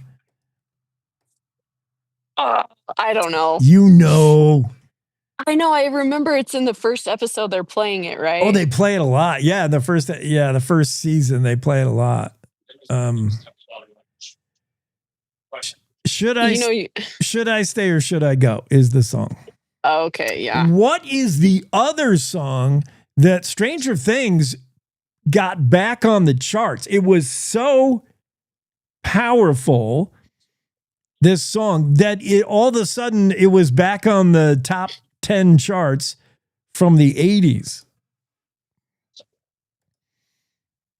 I'm embarrassed. I don't know this. Dang it. Can you tell me the artist? Yeah. Kate Bush. And that probably won't help you. She had a few hits, but this was her biggest hit, Kate Bush. Sing some of it for me. It has a drum beat. That has the lyrics. If I had a meeting with God, I would ask him to switch our places. I wish I could play it. That would help you, but I can't. If I don't change our places. Running up that hill. Yes, running up that hill. Oh, yeah, that did get really popular after that because it's not the theme song, is it? No, but it was the song that I think the redhead would listen to it, or somebody would listen to it in their headphones to calm them down. So they. Yeah. Who does play the redhead? By the way, she pops in at season 2. Yeah, she's so great. She's and I don't know her really name. good. I don't know any of the names of the actors. Really? Except Millie Bobby Brown, probably. Yeah. Yeah, and Winona Ryder. Mm-hmm. And then the rest of them, we don't know. Finn Wolfhard. I mean, who knows that guy? He's not in It's anything. a great name, though. It's a great name. It is. Yeah. That's pretty cool. The redhead Sadie Sink. Yeah. Yeah. She's great. She's great. What is the name of the ice cream parlor where Steve and Robin work? Dang it. If you would have asked me these questions 2 years ago, I would have been on fire. You would have been all, I know. It's not fair because I have recently gone back watching it, or I would have forgot. It was a popular, we just had Halloween. A lot of people dressed as characters of Stranger Things, and they were wearing the hat that says...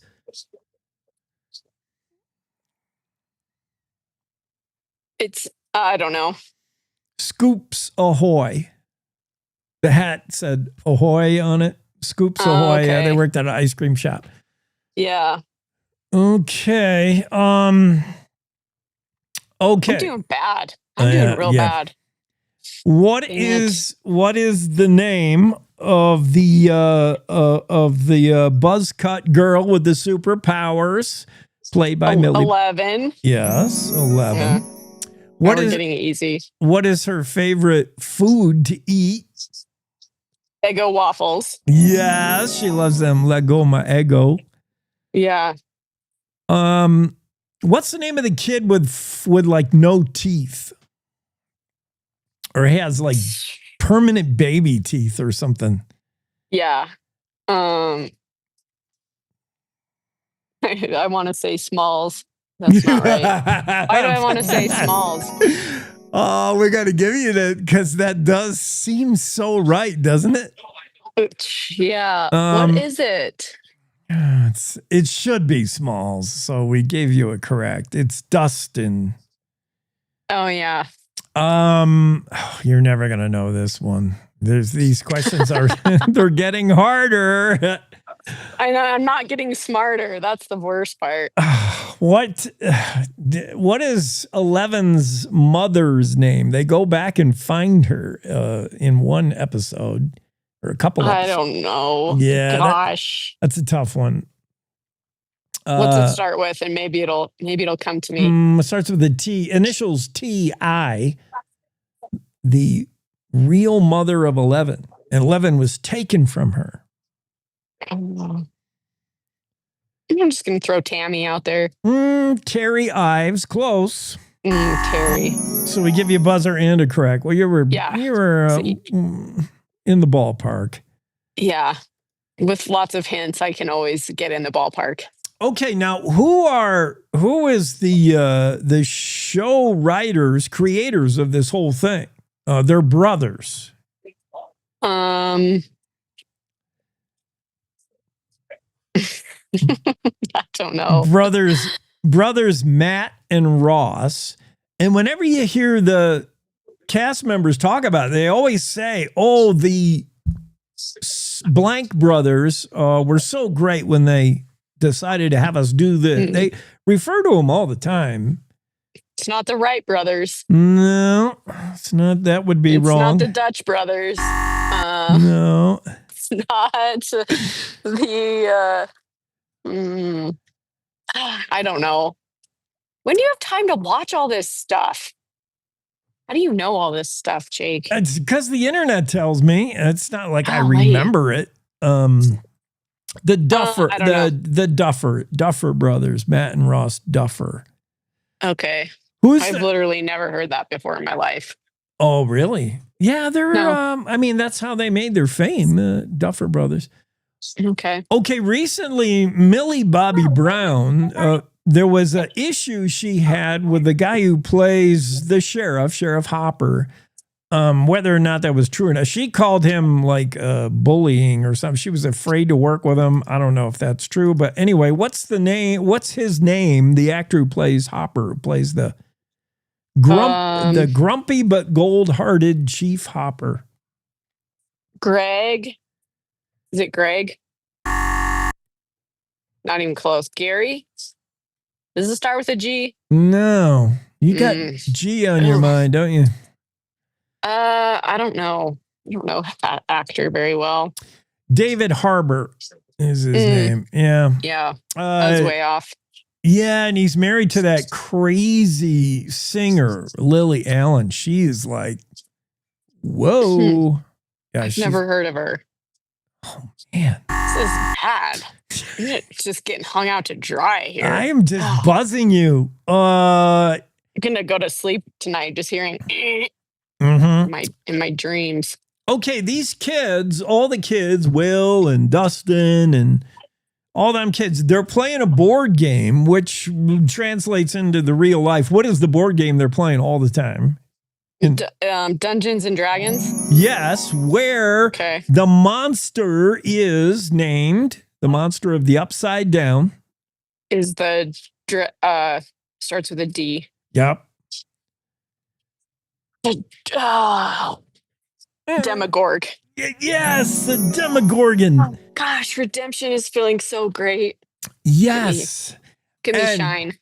Whenever 11 uses her telekinesis powers, either to slam a door or knock down a doctor or to fight the Demogorgon, this often happens to her if she uses her powers too much. What? She cries blood.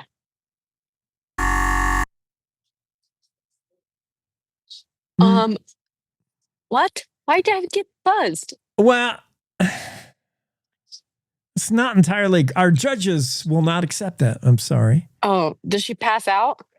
Well, she does. It does take a lot out of her. But no, this is in fact, again, if you look at Halloween kids that were dressing up as Stranger Things, if you dress up as 11, you also include this, and everybody knows you're 11.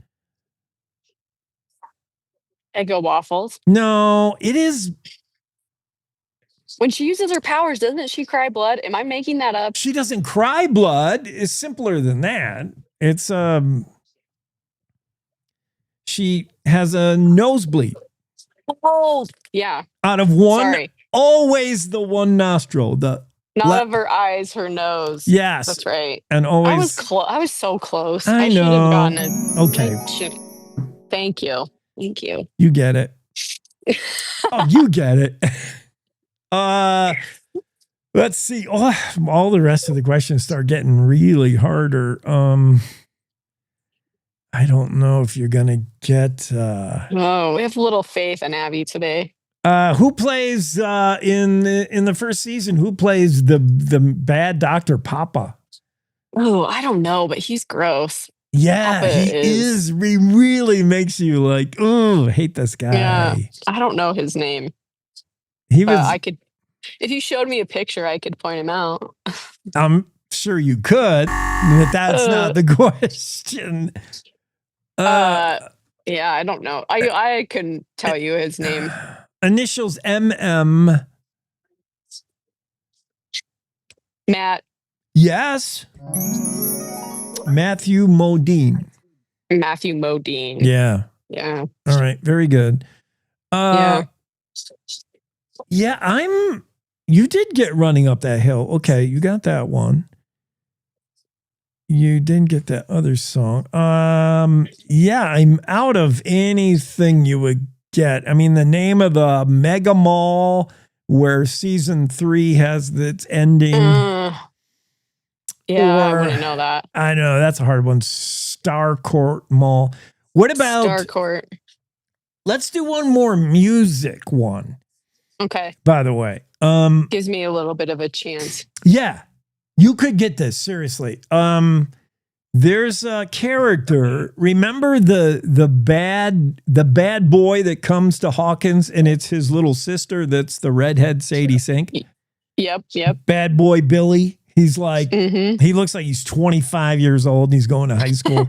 He's driving the Trans Am and he's, So he takes a job as a lifeguard and all the MILFs, all the moms are like drooling over him.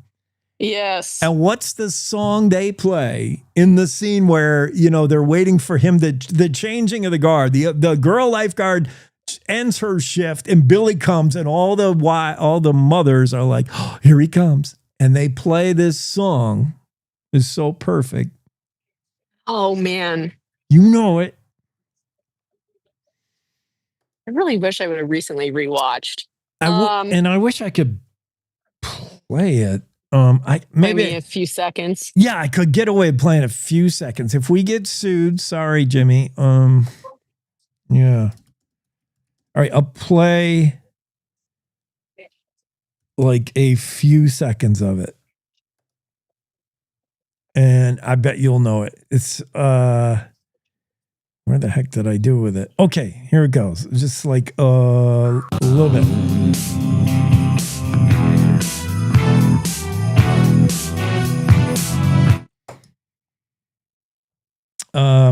You recognize that? Yeah, but I don't know what it is. Oh. What is it? If I give you the name of this song, would you know the artist maybe? Or do you want me to do it the other way around? Give me the artist and I'll give you the song. Right now, my mom, who is your biggest fan, is screaming, I'm sure, because this is her favorite group, I think. She loves this singer. The song is Moving in Stereo by a huge 1980s band. Huge! Oh, gosh. I don't know. It's the gosh, I don't know. Yeah, the Cars. Oh. Yeah. Dang it. What a bad performance today. I'm gonna try really hard next week. But Abby, this is what makes it. I said it was your youthful energy that makes the segment, and it is, but it's also when you do bad. My failure? Yes!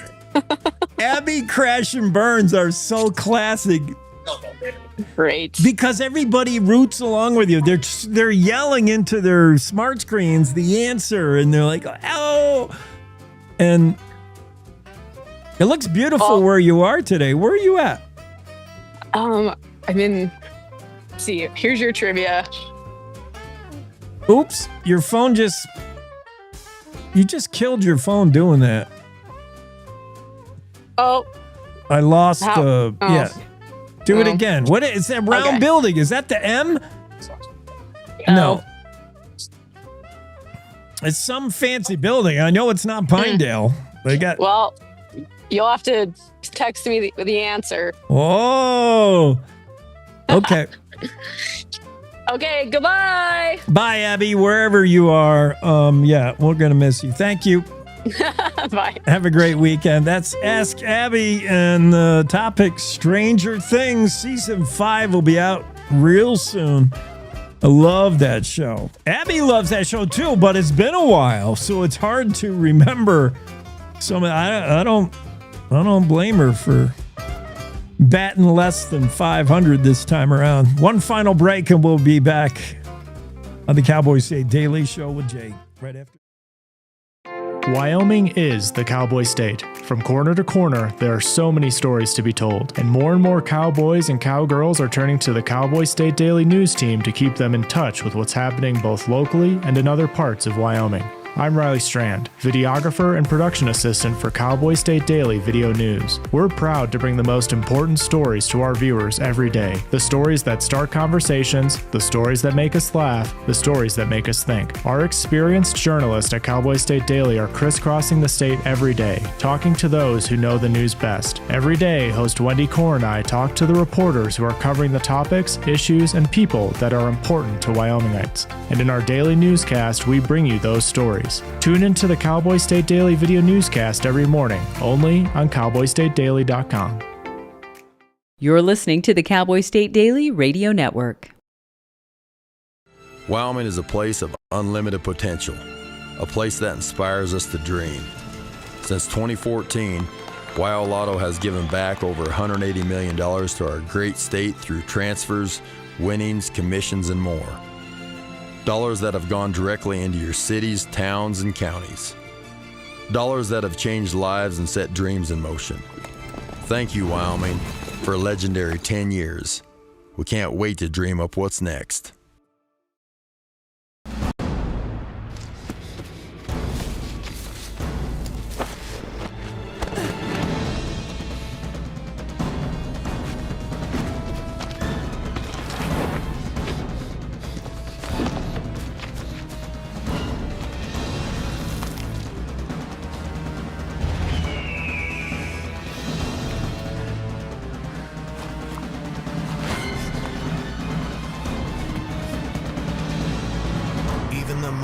Might not see it coming.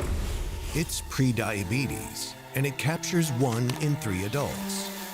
You may not even know you have it, but you can escape. Take the 1-minute prediabetes risk test to know where you stand. With early diagnosis, you can change the outcome and prevent or delay type 2 diabetes. Be your own hero on smartphones everywhere at doihaveprediabetes.org. So I wanted to talk with you and your mom today, Lily, because of some of the changes your friends and teachers have seen in you lately. And along with the incident the other day, you were with Derek when he was caught selling marijuana. Yeah, he was selling it. Honey, we know. But we care about you and want to know what's going on. That's right. We'd like to understand it better and see how we might help. And if weed is a part of it, we want to make sure you know about the negative consequences for someone your age. So, can we talk? Talk. They hear you.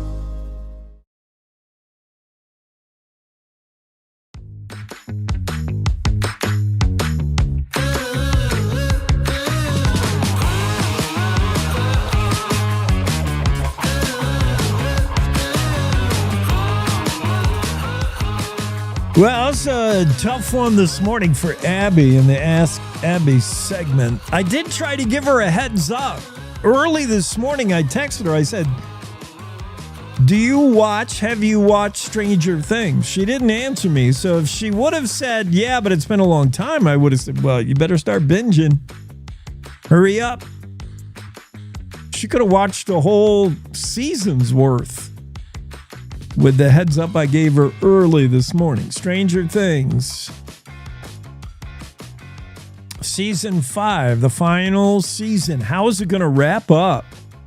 For those of you familiar with it, I saw a bingo card for those sports bettors who are betting who dies, who is most likely to die in the final season. And they were tiered. Some were deemed likely, expendable, like, yeah, they'll probably die in the season. Or some were like marked as safe. And Dustin was one of those. Let me find that. Stranger Things meme, likely to die in season 5. Yeah, where did I see that? Oh yeah, here we go. Yeah, likely, very likely to die. R.I.P. The Demogorgon is as good as dead. According to Who's Likely to Die, Season 5, breaking down the latest odds. Unfortunately, it's just photos of the characters, so I don't necessarily know all their names. Oops. I'm just going to go by memory. But yeah, what I'm reading is R.I.P. Demogorgon, the ruler of the underworld, the Upside Down. He's dead. Also, very, very likely to die, if not killed off already, is Steve. I can't remember if Steve dies in season. I don't want to. Sorry about the spoiler alert. But what about Winona Ryder, Will's mom? She is listed as R.I.P., meaning it's a certainty that this character dies. Very likely, the category very likely is Will, who first disappeared into the Upside Down in season 1. His older brother Jonathan also listed as very likely to be killed off in season 5. And finally, 11 herself, Millie Bobby Brown, listed as very likely to die in season 5. Some speculating that 11 uses her power to permanently seal the Upside Down, but it costs her her life. Mike, the sometimes boyfriend of 11, he's listed as a 50-50 shot. Might die, might not. Steve and Jonathan's girlfriend is, what's her name? I can't think of her name. She might die. And Sadie Sink, the redhead, the skateboarding redhead from California, she's a 50-50 shot to die. Who's not going to die? Safe. Dustin, the no-tooth kid, the black kid named, I can't remember his name. They say he's safe. And Hopper, the police chief, will likely not die in season 5. Yeah, according to the experts, right? This shocking news, first reported by Italian reporter. His name is, he's a legit reporter. I saw this news yesterday. I was hesitant to go with it because I didn't know if it was fake or not. But apparently, Milan-based writer-journalist Ezio Gavazzeni has done the reporting, and he's uncovering a bombshell of a story that you're starting to see in mainstream now. I saw the story first in Metro. The Guardian also has a version. Some of the off mainstream news reporting, but you're starting to see it now. Today, this story is getting traction in mainstream news. There is some evidence uncovered by investigative journalist, Italian Ezio Gavazzeni, who says that back when there was the Bosnia uprising, this is in the early 1990s, the whole Western world, the whole world really watched as the Serb Bosnia militants were fighting in Sarajevo. Remember the siege of Sarajevo? Well, there's evidence uncovered by this Italian reporter that 30 years later now, investigation into that Serbian-Bosnian war, civil war, there's evidence that some tourists paid as much as $90,000 American money to sniper humans, to hunt actual humans during this civil war. There could be more than 100 tourists reportedly who were jetted off to the war zone, kept safe, put in positions of, elevation, put up on the window of a skyscraper, where for $90,000 a pop, and it costs more if they wanted to shoot a child. Oh, talk about disgusting and cruel. The siege ended in 1995, by the way, with more than almost 14,000 people dead. But there's evidence that some people actually paid money to be snipers of humans. Like, take your shot. $90,000 a throw. Disgusting. Oh, that news, that's out. It was out yesterday, broke yesterday or the day before. It's out now today everywhere. And on that lovely note, I'm afraid we're out of time. We're going to have to check you tomorrow, same time, and Cowboy State Daily Show wraps up for a Thursday. Have a great day, yo. Good morning. This is the Cowboy State Daily Morning Show with Jake. The new way Wyoming wakes up.